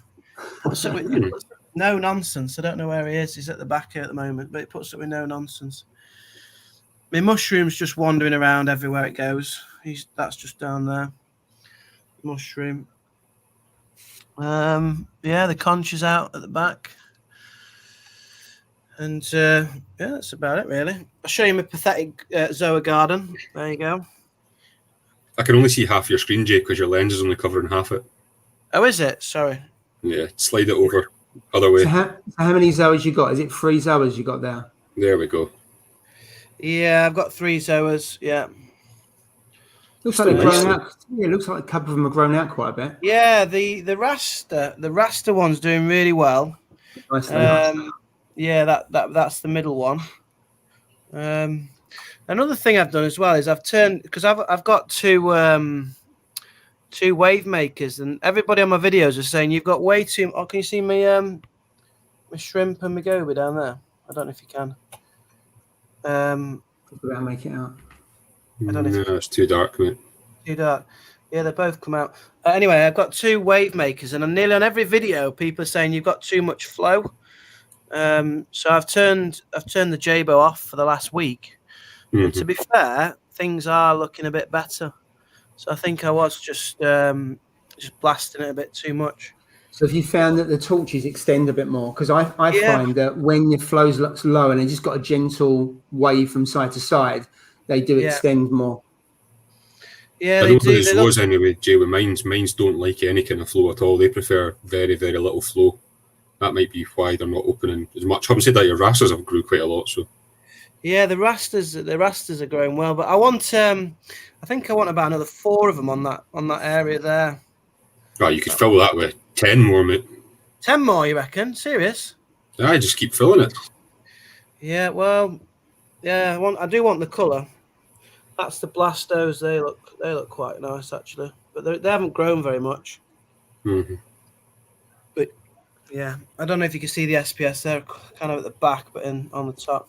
But so yeah, there's a comment around do torches prefer lower flow or higher flow? So you found, Jay, as you've reduced the flow, they look happier and they're plumper and more extension.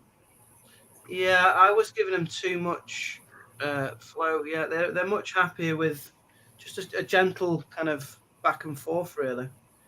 Mm-hmm. Yeah, it's that you can have too much flow. I think having the 2 power heads in mine, it helped me get rid of the dirty stage. Yeah. And kind of the diatoms, and that's when I bought it. But now the tank's starting to settle down a little bit. I don't actually need the 2nd power head anymore, I don't think. Yeah, because looking at what you've got in there, you don't really need high flow because your SPS, I think if I remember rightly, are fairly near to the power head on the far side, and the rest of the LPS, as long as they get a little bit of flow, they'll be okay because it stops detritus and other stuff, and it just clears it away from them, doesn't it? And also they can then they'll filter feed as well through the flow from what you put in there, whether it be AB plus or the food you're feeding. Yeah, so I put live phyto every other day, and then the AB plus every 4 days, something like that. Oh, okay. Put those in. But I think the key really is I don't touch the tank hardly ever now. I don't really mess with it. So I think that's really helped. That's a lesson that I've had to learn, and it's taken me a while. But the less I do, the better the tank is. Really. Yeah. I think the kind of common consensus in the chat is a lot of people are saying medium to low flow for torches, which you see a lot of people's tanks where the torches are getting blasted all over the place. And don't get me wrong, they look quite good, but I mean, mine's has got it's almost a lazy movement in it with the odd pulse that kind of moves it about quite a thing, and it seems to be going okay with that. But I think mine's prefers a slightly lower flow anyway. Yeah, I've definitely seen in the 170 that lower flow, and they extend more, as long as they get that movement. But also found that they sting like hell. They're not stinging, so the torch is not stinging Satosa or SPS, but it virtually killed off the hammer. I've had to move that, yeah. So it certainly doesn't like other euphilia on that. But in terms of the SPS, it's all over the Satosa and not making any marks on it at all. So it just shows you how some corals can manage to get on, and others they'll just kill them off totally.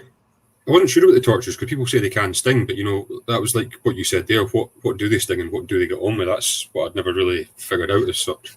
Well, so far I found that because I've got one in the tank behind, and that's quite close to candy cane, and it's close to Aquapora. Hasn't put a mark on those. But I'd say the hammer it had a free head and it's down to one head, and I've had to move it.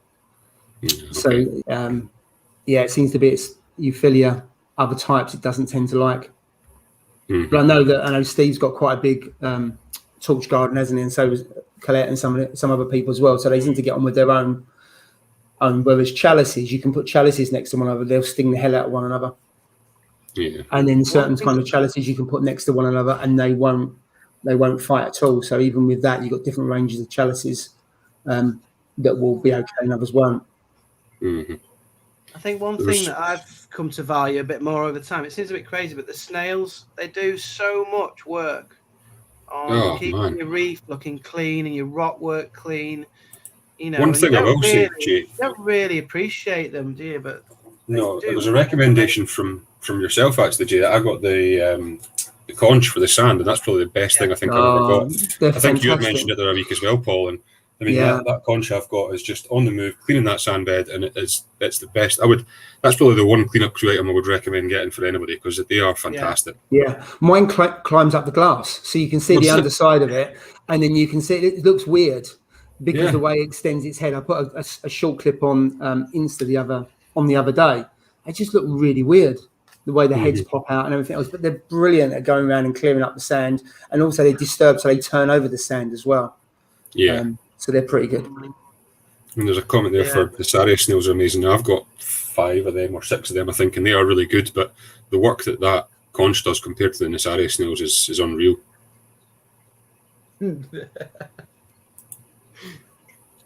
Just laughing at some of the comments. Yeah. So there's another comment from Reef King. All this time in reefing, I still love GSP. I think that's quite a common thing. People seem to really love it, or people don't like it. I think it looks really nice, but I just haven't ever got any. It flows really well. I think what people don't like is it can take over a tank. But then I see more and more people put it on the back of their tank, on their weir or next to it, where it can grow a little bit freer. And just the way the movement, I think, is really nice. And also it's a decent colour as well. But it can grow really quickly and just take over a bit of rock.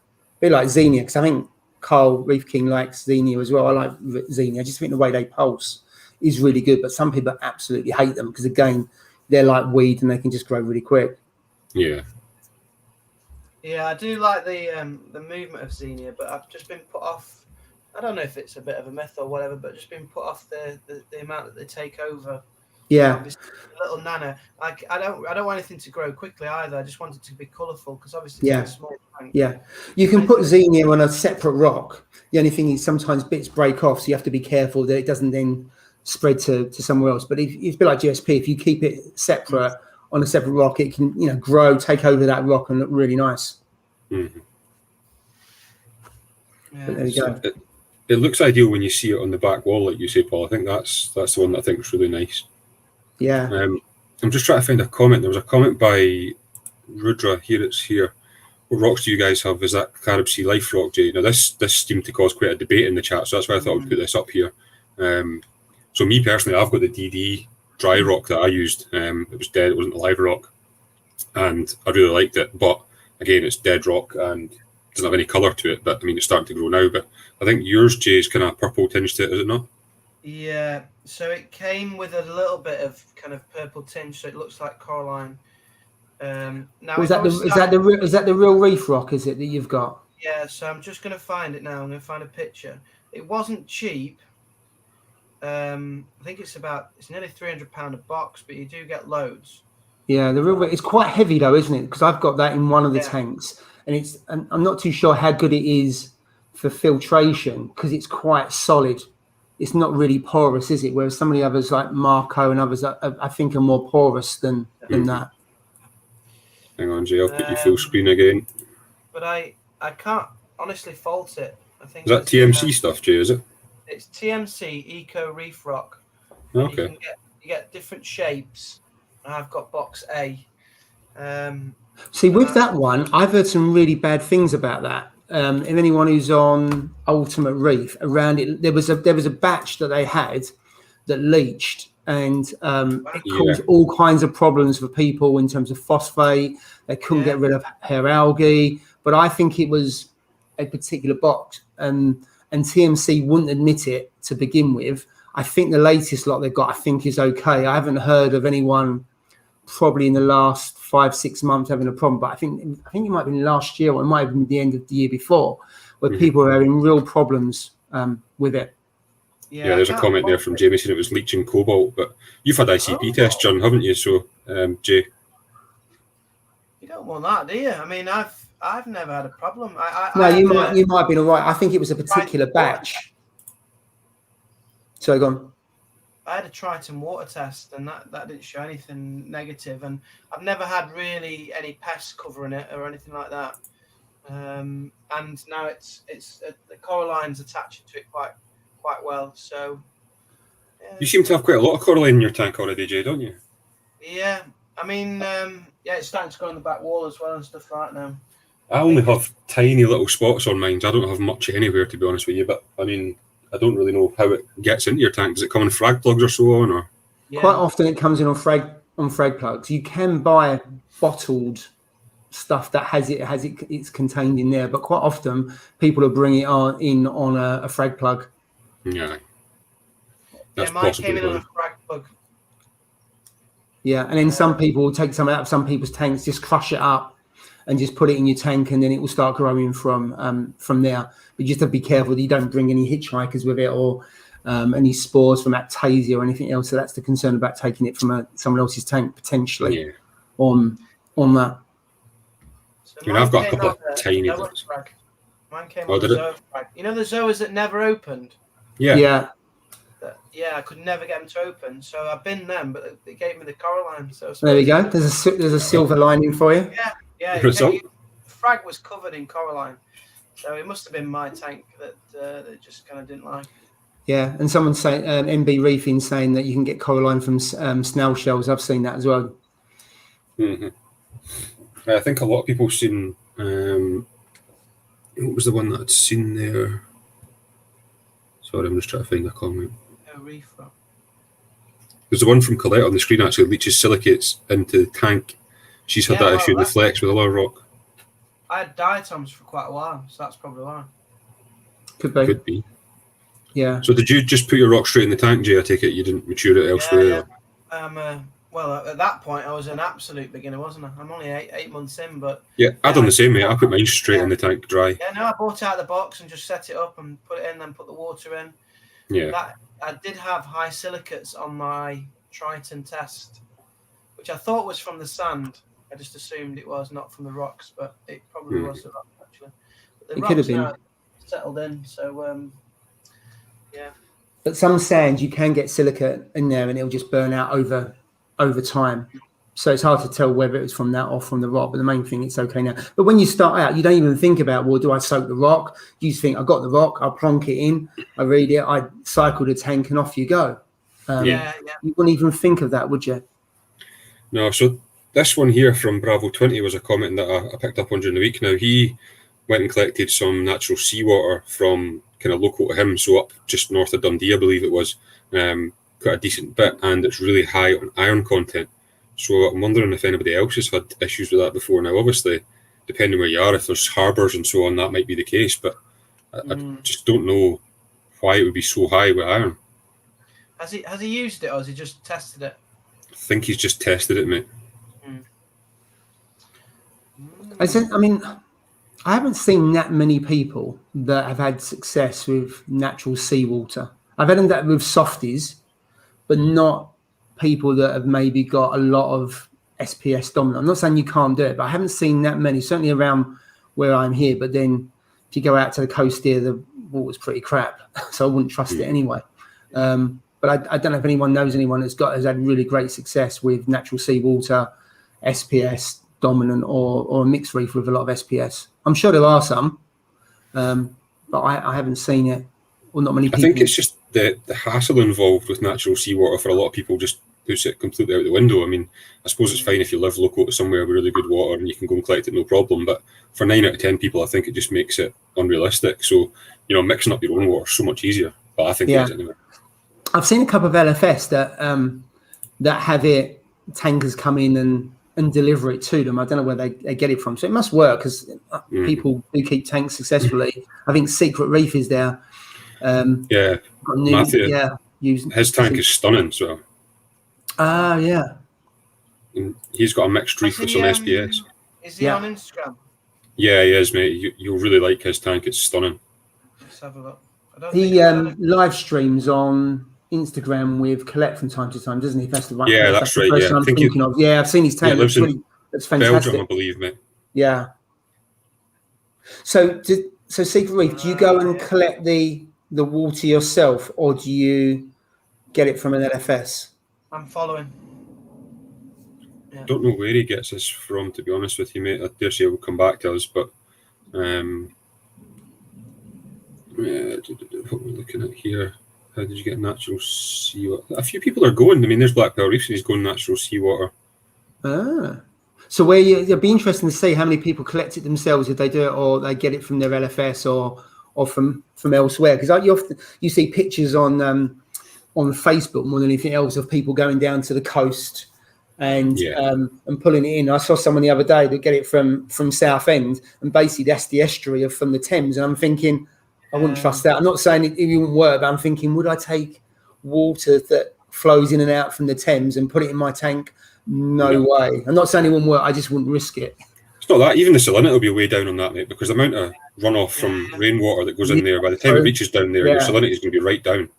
I think it was actually Practical Reefer. He said there's a large group on Facebook, natural seawater users, but he actually done a video on his YouTube channel of him going collecting natural seawater and explaining about that. So it's probably worth checking out Practical Reefer's YouTube channel. He does quite a bit about natural seawater. Yeah, follow him, okay, yeah. But actually, Reefer said Secret Reef's Acan Garden is absolutely incredible. I don't know if you've seen that or not, but it is really nice. I think I saw that because I think when he was on live with Colette the other week, he was showing pictures of his tank and it looked fantastic. So he said that he goes and collects natural seawater from the Netherlands. So it's probably a bit far for any of us to go, to be honest, I think. It's a bit extreme. And could you bring natural seawater back from Europe, or would you get stopped? You could probably do it in the ferry. Not now. Jamie Hughes said there's a map of seawater quality around the UK for bathing purposes. Useful if you're collecting. It's probably a good idea, actually. Fair point. Can't be many places where it's very like me. I like a map. It'd be interesting to see if there's a Facebook group, how many people are on there, and whether it's quite popular. Just because I don't look out for it, I don't see it. It's just when I see pictures of people collecting it, I think about it. There's a couple of comments. There was one about Abyss, I think it was, Paul. I don't know if that's your Abyss in Stockport. That's not your one, Paul, is it? No. Sell natural seawater in Abyss Stockport tends to be 6.8 DKH though, so you'd have to buffer. And then AM said that Abyss is from out near Ireland, 8 miles or so out to sea, so that's going to be pretty good, because I think somebody had said there that collecting from the shoreline, you need to be careful of contaminants. So yeah, I can imagine. So can't you? It starts becoming a bit expensive when you've got to buy a boat to go and get your seawater, though. I suppose if they're bringing in a hell of a lot of it, probably works. Jay's got a map. There we go. Jay loves a map, doesn't he? Yeah, well, Geography teacher through and through. Well, yeah. Yeah, so this is, I didn't even know this. This is going to help me with my lessons. The environmental, it's environmental data by the government, and then you've got these kind of red areas where you just avoid, as obviously. But then when you click on each one, it does say the rating. So excellent rating. See the details, and you get a bit more detail. I'm guessing about. Or that's when they've taken the samples. Does it tell you anything else about parameters? I've got to say, on that map, there was a hell of a lot of them that were blue, which would suggest. I know there's been a lot of work done to improve, hasn't there? Less sewage going into the sea and waterways and other stuff like that. Well, there's a comment from Haley there saying, yeah, but on that map it states the water where I am safe to use, but it really isn't. So it's maybe okay to swim in, but it's probably not great for your tank. Tells you percentage of phytoplankton and stuff like that. It's quite good. There you go, Jay. There's a lesson for you with the kids. Yeah. We often look at kind of coastal ecology, and I didn't even know that existed. So there you go, Jay. The Welsh aren't allowed to bathe. Lesson plan. Yeah, there is around the Bristol Channel. There's a lot of red. Don't go there. Yeah, dangerous. Scotland's not been mapped though. It's only England. It's just a blanket in Scotland, mate. The water's perfect all around Scotland, so you're fine. It's all blue, is it? All three, basically. I think Paul UK Reefers hit the nail on the head with that one. Just because there's no poo doesn't mean it's reef safe. It's very true, actually, though, isn't it? I'll tell you what, Jay, what I was going to ask you. How are you getting on with your doser? Because have you got a DD dosing pump? So, I've got a DD P4. Let me just get the box actually. So I went for the standard one, which is this one. So it was a bit, I don't know. Obviously, I went with a nano to start with and a bit of a beginner, but I just felt that I knew I wanted some corals at some point, but I didn't want to keep manually adding like alkalinity and things like that. So I did go with the doser. Now there is a posher version to this as a pro, which I think is more accurate in terms of dosing. But this one was because the old Yorkshireman. This is a bit cheaper, so I went with this one. And I feel you don't know, do you? Because you can't say what it would have been like without it.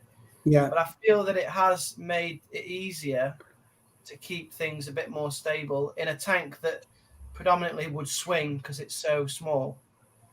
But yeah, it was like a lot of things as well with the kit. It was a bit of a pain to set up and calibrate and get it tuned in. Yeah. After day one, once it's been up and running, it's been brilliant. The only issue I've got with it still is, which is a bit of a pain, I can't get it to program that I can change the dosing when I'm off my Wi-Fi. So you're supposed to be able to change how much you dose anywhere, kind of just dial into it. But I have to be on my home Wi-Fi to change the settings, which is a bit of a frustration. But I mean, that's the only criticism I've got, really. But yeah, I really like it, and I think it's helped. And how much is that one, Jay? Because as you know, I've got the Dosatronic, and I'll go into it in a minute. So I've got the sticker on. What was that? I can't see it. 244 it is. That's not bad for a 4-head doser. And I just use the foundation, magnesium, alkalinity, and calcium. I've got a spare one. Yeah, I'd probably buy a Hannah one if they did one, but they don't. As far as I know, they don't. They do water that I didn't even know existed. So. Yeah. So I set up the Dosatronic as you know, because I bought it second hand, and it's working really well. But I mean, a Dosatronic with 5, I mean, it's got stepper pumps on it, is something like 600 quid, which is a lot. But I've got to say that the build is really good. I mean, I got mine for, I think it was 400, and it was virtually brand new. And I bought it for the stepper motor. So I started dosing the Real Reef a week ago. And I've got to say, it was really easy to set up the Dosatronic. I was just going to ask that, because Real Reef seems to be one of those that everybody seems to be jumping on. So I wondered what your opinion was on that, Paul. Is it too early to tell? It's only a week. I I've only put in, it's in the Reefer 170, so it's on the smaller tank. I'm only doing 2 mil a day to start off with. And then I'm due to test tomorrow just to see how it goes, because my magnesium had dropped to 1300, my alkalinity down to about 7.4. With the salt is usually about 8.4, so that's kind of moving down. And then calcium was about 350, so it definitely needs something. Yeah. So first impressions of it, I'll know tomorrow. But yeah, the Dosatronic's pretty good, but it's not cheap. But yeah, all for Reef was based on the recommendation when we talked about it. I don't know if it was 2, 3, 4 weeks ago, and there was quite a few people who had recommended all for Reef, and because I'm going to do water changes and it's got to go over across both tanks, whilst I've got 5 pumps in it, there's no way I can afford to have 3 to dose separately like I do on the other tank, the powders. So that's why I went for that. Just really can only take 1, and I'll use it on the other tank as well if it works. So that's 2 of the heads. You've got water changes, so that's another 2. So I've got one spare. That I didn't want to do individual powders as I have on the Red Sea one. Even though I love the Red Sea powders and I've used them for 6 years and it works really, really well. I just wanted something a bit different, really. On my one of my latest videos, someone said, "Have you calibrated your doser?" So I did when I set it up, but then they were saying you should do it every month. Now I've never calibrated the doser every month. I never thought to be honest. They do recommend. So I think the Dosatronic is, I can't remember, it's 4 weeks or 8 weeks. Most of them say you should calibrate within a certain period of time. But I suppose it depends on how accurate it really needs to be. I don't think I've ever, the Apex DOS doses I've had for running 5, nearly 6 years, I calibrated once when I set it up, and I haven't calibrated since. Now maybe I should. But the tank works all right. But the doses, the Dosatronic, I probably will, and I probably should calibrate those ones just to see what they're. It's just something I've overlooked, and I thought, actually, you've probably got a good point there. I mean, I know for like myself at work, Jay, anyway, some of the more accurate stuff that we do is on a 3-month rotation. So every 3 months you'll calibrate like the pH probes and conductivity probe, all that kind of stuff that we do is on a 3-month cycle. So they get done every 3 months. So you'll probably find your doser will be similar to that, mate. Yeah, I'm going to say I've never done it, so that's probably, what's that? That must be 6 months. I've never done it. Yeah, so you would recommend that doser then? Yeah, I would. Yeah, I really like it. Yeah, it's good. What was the new doser I seen coming out? There was a new one that was shown at Reefapalooza on somebody's video. It might have actually been Zoa Tank Boy's video, but there was a new, I don't know if it was the Reef Factory ones, where they're like, basically you can clip them together. So they come as a single doser head, but you can clip them together into a row of however many you want. I can't remember the manufacturer. I need to have a look at that again. I think it was... It's the Ecotech. Oh, is it? No, not Vectra. There's an Ecotech one that came out quite a while ago, but they've been in real short supply. And you can buy them individually, or you can buy them in full, though I don't think you can ever have got the full. And it's on a power brick plug, basically, and you just plug them in, and you've got 4 of them. They come off of one power. Is it not that one? No, it's not. This is like an individual. It almost looks like a cube as such. And then you just... the cube clicks onto the other one next to it, and you could have as many as you want all clicked together. I don't quite know how they share the power and so on, but there's some comments in there. Someone's saying Red Sea, Backshift Reef is saying Reef Factory. It might be Seachem actually. Yeah, that's right. I think it is Seachem.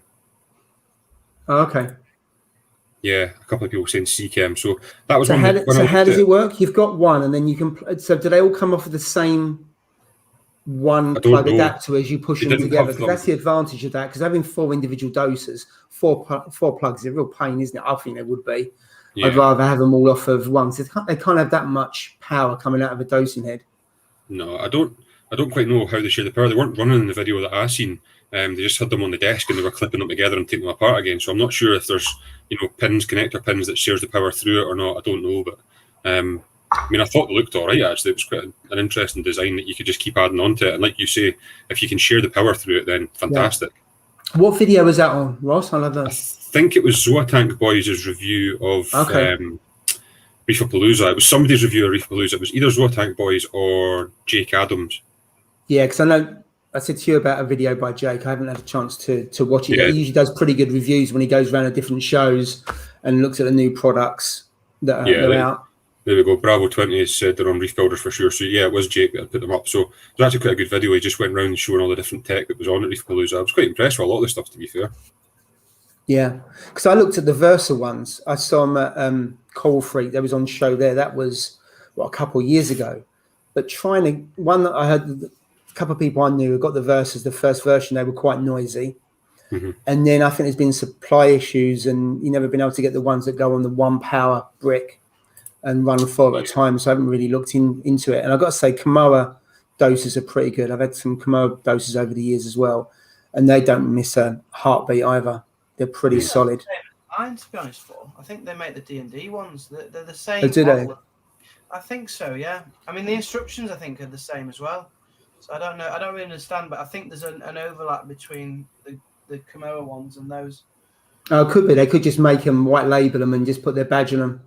Kamoa the American one, and then the D&D is more the European one. I don't know. Yeah, because Kamoa is, I think Kamoa's Chinese. I think. DDR Kamoa. Oh yeah, I thought so. The instructions are the same, and the pumps look the same as well. Anyway, Ross, where you put that poster, by the way? We haven't binned it. No, I think it's down the side. I just got shamed into taking it off the wall. That was funny. You got caught out there, didn't you?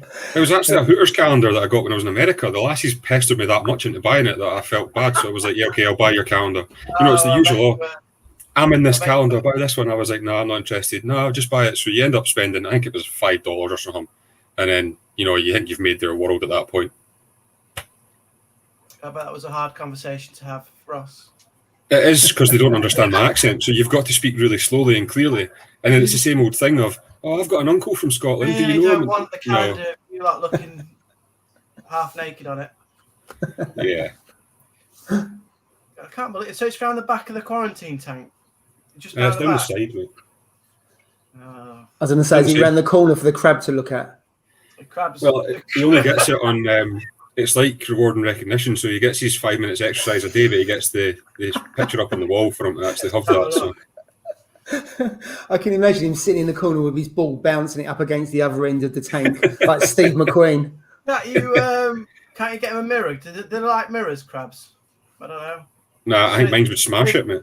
I think she's got a friend or something Mine would just fight it. Is Colette feeling bad now because she called you out on the calendar and you took it down? That was a Hawkeye movement. That was funny. I'll put it back up for next week then and see how many complaints we get. It's worse than that, actually. I'll tell you a funny one. The door on this room, so the back of the door had a massive poster, like full, almost life-size poster of a topless woman on it. So that was one of the things that I'd stuck on it when I first moved into the house. I lived on my own, this was like my kind of little man room thing. So stuck it on the back of the door, and that was fine. And it was years and years and years later, and the missus says to me, she says, my mum's noticed that when she comes up to the house at night time and the blinds are open and the lights on in your room, that she can see that poster. And everybody that walks down the street can see the poster as well. And I thought, oh no, I'm going to need to sort that. So that poster got taken down as well. So there's nothing left in this room now. That is it.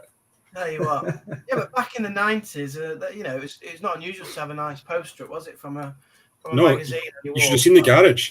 My garage literally had a full wall just covered in them all. Power Babes and them lot. Nuts magazine. I know. Covers. So there's Reef Talk asked how the website's going. So it is still going on that one, and I have got another design that I've done. So let's go to the website. Let's see it. I'm actually going to see if I can share my screen and show you it, mate. I don't know. Pamela Anderson. Oh my God, I had an amazing Pamela Anderson poster. Right. Let me know if you can see that. Jackie Dagan, she was gorgeous. Oh yeah. Don't be a stickhead. That is brilliant. That's the one that I've done for this week. What's your top seller at the moment then? Is that your top seller or? No, so the other one is check out my polyp extension. That seems to be a popular one. Is that really? Yeah. And I'll stop sharing this just now, but it was actually one that Backshift Reefer had bought and said that he was going to wear it to his work, which I found quite funny.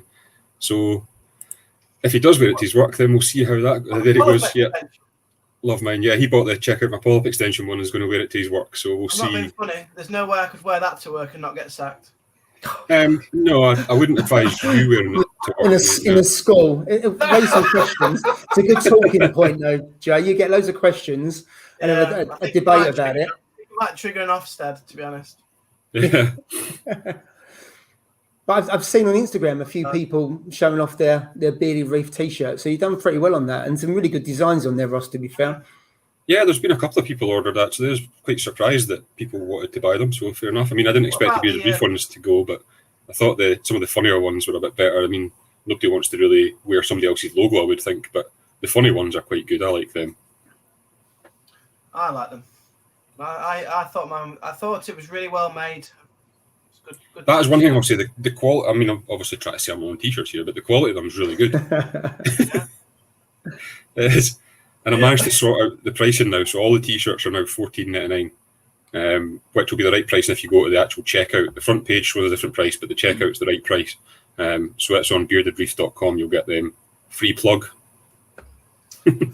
That's a pretty good price though, Ross. $14.99 for a designed t-shirt, and the quality's pretty good. It's Father's Day soon, so all these reefers, you know, what do you get? All these middle-aged dads at Reef. I maybe need to think of a dad design one then. Yeah, you need a dad one. A Father's Day one, yeah. Yeah, maybe. So yeah, it's going all right, to be honest with you. But have you sold any of the Free the Crab ones? No, nobody's bought one of them, which I was quite surprised at. I thought we might have had some crab supporters. I think everybody must just like to wind me up on that one. The thing is, though, if you wear that outside, I mean, nobody would have a clue. Most of them you can't wear in public. That's the problem. I had my reefing one on, and the Asda man thought I was into weed. It was disgusted that I was kind of promoting Class B drugs or something. I had to explain. I don't know. I think Reef King must be a good bit behind the chat, because I've noticed him putting up a few comments that's way behind. So I don't know if he's watching the stream on a delay or something. Don't know, but yeah, it better be quick, otherwise you're going to be in the pitch black there, Ross. I know. Well, I'm trying to set up my new PC, so I've got a new PC which I'm trying to set up. Get the candles out. I don't have any space because I've got a new monitor there now. So I'm on my laptop still, which is in front of my new monitor for the PC, which I'm still trying to get sorted. And I've had to move the light from behind there that usually gives me the big orange glow, so it's up on a shelf at the top now. So it's like just AB plus light. You can't get rid of the holy that. light up there now. Look, come to the light. No, you can't. You can't get rid of the AB plus light. That makes me laugh every week. Yeah, there we go. Introduce your kid to reefing; they'll never have money for drugs. So that's a fair comment. That is a good point, isn't it? So I'll just clear it up. The Back Shift Reefer does actually work in a local fish shop, so that's probably how we can get away with wearing that t-shirt. Yeah, isn't it? Saying some places you won't get away with that. In fact, quite a few. Yeah, that's true. So what shop do you work in? Is this shop on our map? Is the shop on the map? Is it? Which shop does he work at? Don't know. Working at LFS? Wow, that's dangerous. Surely you end up taking loads of stock home. You get paid in corals. Yeah. That would be a nightmare, though, wouldn't it? Yeah, I'd be interested in how he works that. Yeah, every week you get paid. I want to go to AAC. Everybody keeps talking about AAC. Yeah. There we go. Tropical Supplies Northeast, and it's on the map. Oh, okay, cool. Where's that about then? Northeast. Yeah, that means like Inverness way for me, mate. Oh yeah, that's true. Yeah, Northeast is not actually north for me. Is it Newcastle? I can't remember on the map now. Yeah, and northeast to me could be Birmingham. Well, yeah. Let's put Durham. There you go. Durham, lovely place, Durham. Never been. Missing out. It's a nice place. Yeah. So when are you going to come down to AAC then, Joe? Well, when I come down, I'll give you a ring so we can both go. Yeah. I just a lot of people talk about it. I think a couple of people have been on recent videos. Just fancy going. It just looks like the place to go down there. Yeah, because Cole put a video up last couple of days because he had bought some SPS from there. What was funny, Cole, about your video about trying to remember the names of them? It did tickle me. Reef Doc's been a few times. He goes there, doesn't he, as well, I think? Yeah, he was at Coral Reef, Coral Freaks when I was there, and that was around the corner too, because Paul organised it. Because it's on a small estate with a kind of hub where there's loads of small businesses, and that's where it's there. It's expanded 3 times, and then around the other side is where the hall was, where they had Coral Freaks. Yeah, that's what's on my list. I take it, was that the last reef show that was in the UK then, was it? I think it must have been, because when was lockdown? That would have been, 2019 in October. And of course, then we went lockdown February, March. Whether there would have been one in 2020, I don't know. But yeah, as far as I'm aware, it was. Yeah, there's a trade show that happens every 2 years that I think is on for this year. That has a mixture of both tropical and also reef as well, where you've got D&D and others there, but it's trade only. Yeah. I went a couple of years ago. I managed to blag a couple of tickets, or a ticket to it. That was all right to meet the manufacturers there, but it's aimed at trade rather than hobbyist. What would be really good if they had the trade for a couple of days, and then the third day they had hobbyist there, so you can see all the new kit, and you can try before you buy, I suppose. Yeah. I mean, when I used to do the stock car racing, we had a car down at the show at the Autosport at Birmingham at the NEC, and the way that they run it was the Thursday, Friday was like trade and media and so on, and then Saturday, Sunday was open to the public. So they done it that way and split it, and it actually worked really well, because you could get, Thursday, Friday, if you had the trade passes, you get around, look at everything. Then Saturday, Sunday was open to the public, and it was really good. So if they could do something like that, it'd be fantastic. But I mean, even maybe just one day open to the public and see how successful it is, because I mean, I think we see it as a massive kind of scene in the hobby, but in general, it probably isn't. And you might find that there's not going to be that much of a turnout to something like that. Yeah, depends on the size. I know there's some in Europe. There's usually one in Holland. I don't know if Secret Reef would know about that one. Obviously, hasn't been on last year, but I know a couple of people that went over to that, and that was pretty good. Oh, okay. Was that the one in Holland? They said we used to organise events. Can't wait to do it again. So I'm not sure. Yeah, it looks pretty good. And then there's a trade show that happens every 2 years. It's out of it's not a trade show. I'm not sure, but you're in Holland. In Germany. It was out of Düsseldorf, I think, or Nuremberg. I can't remember. That was every 2 years. That looked pretty good as well. I think the difficulty with going to a show in Holland or like Fishpalace on that is that you can't bring anything back. That's the big issue for us. You can't now. There was people I knew that would go over on the ferry, because they sell a lot of the corals in Holland, and they would go to some of the LFS over there and obviously bring them back. And you could. It was no problem at all. Vivarium, yeah, that's the one. Yeah, it looks pretty good. Yeah, but like you say, if we go now, you can't bring anything. You can't bring anything back. You could probably bring mushrooms back and zoas, because you don't need CITES for those two. But for LPS and SPS, you do need CITES, so that'll be a bit of a problem. There we go, Reefapalooza next year. Let's go. Is there one in New York? I've seen. Is it towards the end of June? Yeah, I'm not sure if it's Reefapalooza. There was one in Orlando. Is it Aquashella? I know there's something going on that's in New York the next couple of weeks, I think. I think there's an Aquashella in Orlando next month, I believe. Oh, is there? Yeah. Which I think is strange that they've got Reefapalooza then Aquashella within a month of each other. You'd think if they were doing that, they would put them both on at the same time to save vendors and so on doing so much, or I don't know the reason behind it. But they're very different if you have a look at it, because that's Coral 12G, isn't it, who started out with some other people. It looks really different in terms of a normal show, in terms of what they put on. I think they mix it up where they've had reptiles there before, and they've had tropical, so to get more a bigger audience. And it just looks fantastic what the guys have done. So there's Secret Reef's asking if you can send mushrooms to the UK. So I'm not 100%. All I know is that mushrooms and zoas, as far as I remember, are not subject to CITES. So you don't need all the paperwork. Now, whether that means you can send mushrooms to the UK, I don't know. So there may be a restriction on that. I'm not too sure. But as far as I'm aware, mushrooms are not part of that needing those tickets and that license and all that authority. But I couldn't say for 100%. It might be worth looking it up. Because that would be easy. Send a bounce mushroom to the UK? I certainly wouldn't. I think if you can legal, mushrooms are pretty good in terms of sending them via post. They've got less likely chance of the dying and subject to the heat and cold and everything else, because I wouldn't say they're bulletproof. Mushrooms are probably one of the hardest corals around. I mean, I've tried to rip mushrooms off, tried to kill them, and the buggers still come back. Yeah, there's a comment from Errol saying you can't send livestock from EU to UK anymore. So so it's not just CITES, it's wider than that. It's a fair comment. So I've used, so in the tank behind me, I got ick.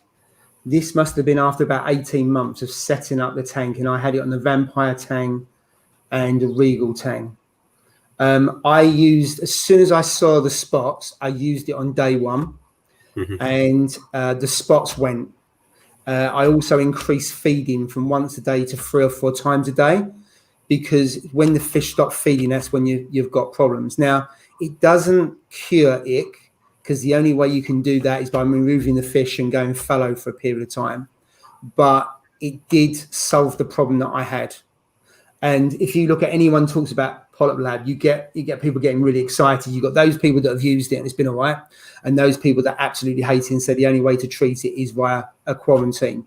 And I get it, because only by lifting the fish out can you actually eradicate it from your tank. But touch wood, I have not had it come back since then. So for me, it worked. And one of the reasons why I used it is because I've got a lot of rock work to try and get the fish out. It probably would have called. Oh. That's his kid just logged on to Call of Duty, I think. No, I think the dog's just the router in the background. He's back. Oh, he's back. No. No, he's gone to let the dog out. It's definitely the dog blocking the Wi-Fi, I think. I think what he was saying is, he's back. Here he is. It's a fairly good product. Oh, no, it's not. No, I think your internet's going or gone, Paul. Am I back? Yeah, you're back, mate. Yeah, you're back, yeah. Yeah, so for me, I would use it, but it doesn't cure it, but it made the fish, I didn't lose any fish on that occasion. But I know a lot of people absolutely hate it and think it's rubbish. So I think, Alex, it depends on, there you go.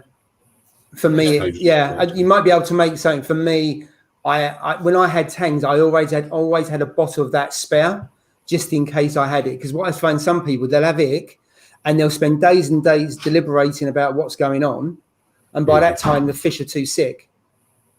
So that's why I had it. A lot of people saying about minfin. No, I've never ever had that or tried it. Never heard it. I think so. There's minfin, which is mega but costly. Yeah. But actually, if Reefer's saying minfin's awesome stuff. Yeah. I think Polyp Lab, it was about, I've been talking a while ago, this is about 35, 40 quid. So it's a lot, but let's face it, if it saves a fish, yes, it's then worth it, because you can, not necessarily, it's not as, it's quite bad and it can wipe out a tank. But touch wood, it was fine for me and everything cleared up. And then I kept the tangs for quite a long period of time before I moved them on. So I would recommend it, but depends on your experience. I think, Alex, also depends on how long you've had it. So I would, whatever you do it sooner rather than later. As soon as you've seen the spots, you should take some action. You make a decision. Do you take it out, put it in a quarantine tank and treat it, or make a decision, are you going to treat it there? But I think the worst thing you can do is do nothing.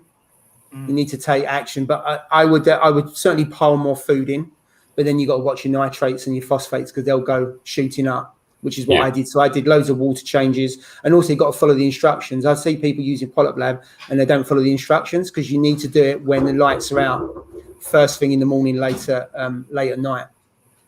And that's what you find, a lot of things, people don't follow the instructions on what needs to be done, and then it doesn't work.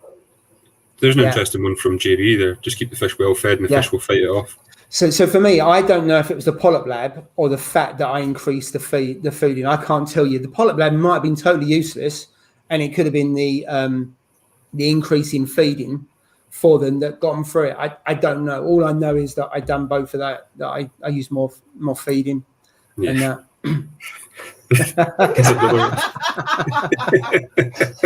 Oh, I'm just tired now. I'm ready for bed. That's what it is. And I'm missing. Adrian Reefer's saying you look so sad, mate. No, honestly, I'm not. I'm smiling inside. I don't know anything about Uk, and I'm just like, just sitting and listening, learning. So he said it was only today that he found it and it's not eaten. So yeah, I would probably try and take that out and quarantine it. So the question is, if you just got the fish, has it been eating since you've had it in the tank? And it's a irrelevant question now, I suppose, because you got the fish. What did you see it feeding in the LFS? If that's where you got it from, Alex. Yeah. It's quite difficult when they stop feeding. It's hard to get them feeding again. Just try different foods, maybe smaller foods, because it could be that you're using a food they haven't had before. Mm-hmm. You got JB saying that. Take something to trigger it off. Yeah. And then tangs can be quite prone to white spot. Yeah. So Jay, you're just wondering if you could tuck your shrimp in on stream, or should you wait until after? Is it a private moment, Jay, that we shouldn't all be all exposed to? Moment, that we have for a couple of minutes, and then I watch it whilst I'm in bed on my phone. So there's one last point from Secret Reef here. Always ask them to feed the fish before you buy a fish. Now, I think that's a brilliant bit of advice there. Yeah. I also, when I buy a fish, I only buy them from one place. Usually they keep them for me for a little while, because if the fish come straight in and then they're going straight out, are they stressed? Could they then come in a disease that you don't know? There's no guarantee, but if they keep them for a couple of weeks and they're treating those fish, there's no guarantee you're not going to get a disease in your tank, but it is reduced. So I do tend to say, can they look after it for a couple of weeks? And they do. Again, I only buy my fish from AAC, and Paul and the guys, to be fair, will look after them for me. I bought some amphias and they wouldn't release them to me because they weren't feeding properly, and then they kept them for another couple of weeks. I mean, Alex has said there that it's been eaten in Fishkeeper Scotland, and it was eaten now. Fishkeeper Scotland, now I know from several chats of guys, they only quarantine their fish for, I think it's 48 hours, and then they put them up for sale. So, you know, it's one of those things. I don't think their quarantine procedure is quite as good. Now, I could be wrong with that if somebody corrects me on that one, but I think that's the case with Fishkeeper Scotland anyway. But I don't think the majority of LFS do. The fish come in, they've been at TMC, they come in. Some do, and others don't. So I think it's asking the questions, and would they keep it for a period of time for you? And then if you have to put a deposit on or stuff like that, I would put a deposit on for them to keep it for a period of time, and I'd pay more as well, because it ain't worth the risk. No, definitely not. So that's Julie rang the bell there. So time's up for this. What is it? Close the door. That's it. So, massive thanks to everybody who's joined us again tonight. Appreciate all the usual faces in the chat, some new ones. So it's been fantastic. Thanks very much. Apologies again that Mogsy couldn't make it, but hopefully everything's all right with him. We'll head home safely and we'll hear from him again. Now, I think the plan is to go on Mogsy's channel next week. Yeah. So it's meant to be Mogsy this week. We'll go on Mogsy's next week. So unless things change, we'll be on Mogsy's Aquarium's channel next week, and we'll get a poster out for that again to see what's happening there. So hopefully be the four of us back again next week, and we can go back to normal. Yeah, so absolutely. Massive thanks to everybody. Thank you very much, Jay and Paul, for joining in with that one. And hope everybody's staying safe and takes care. Yeah. Thanks, guys. Have a good bank holiday. Yeah, absolutely. Take it easy, folks. Bye. Bye-bye. Bye-bye. Thanks.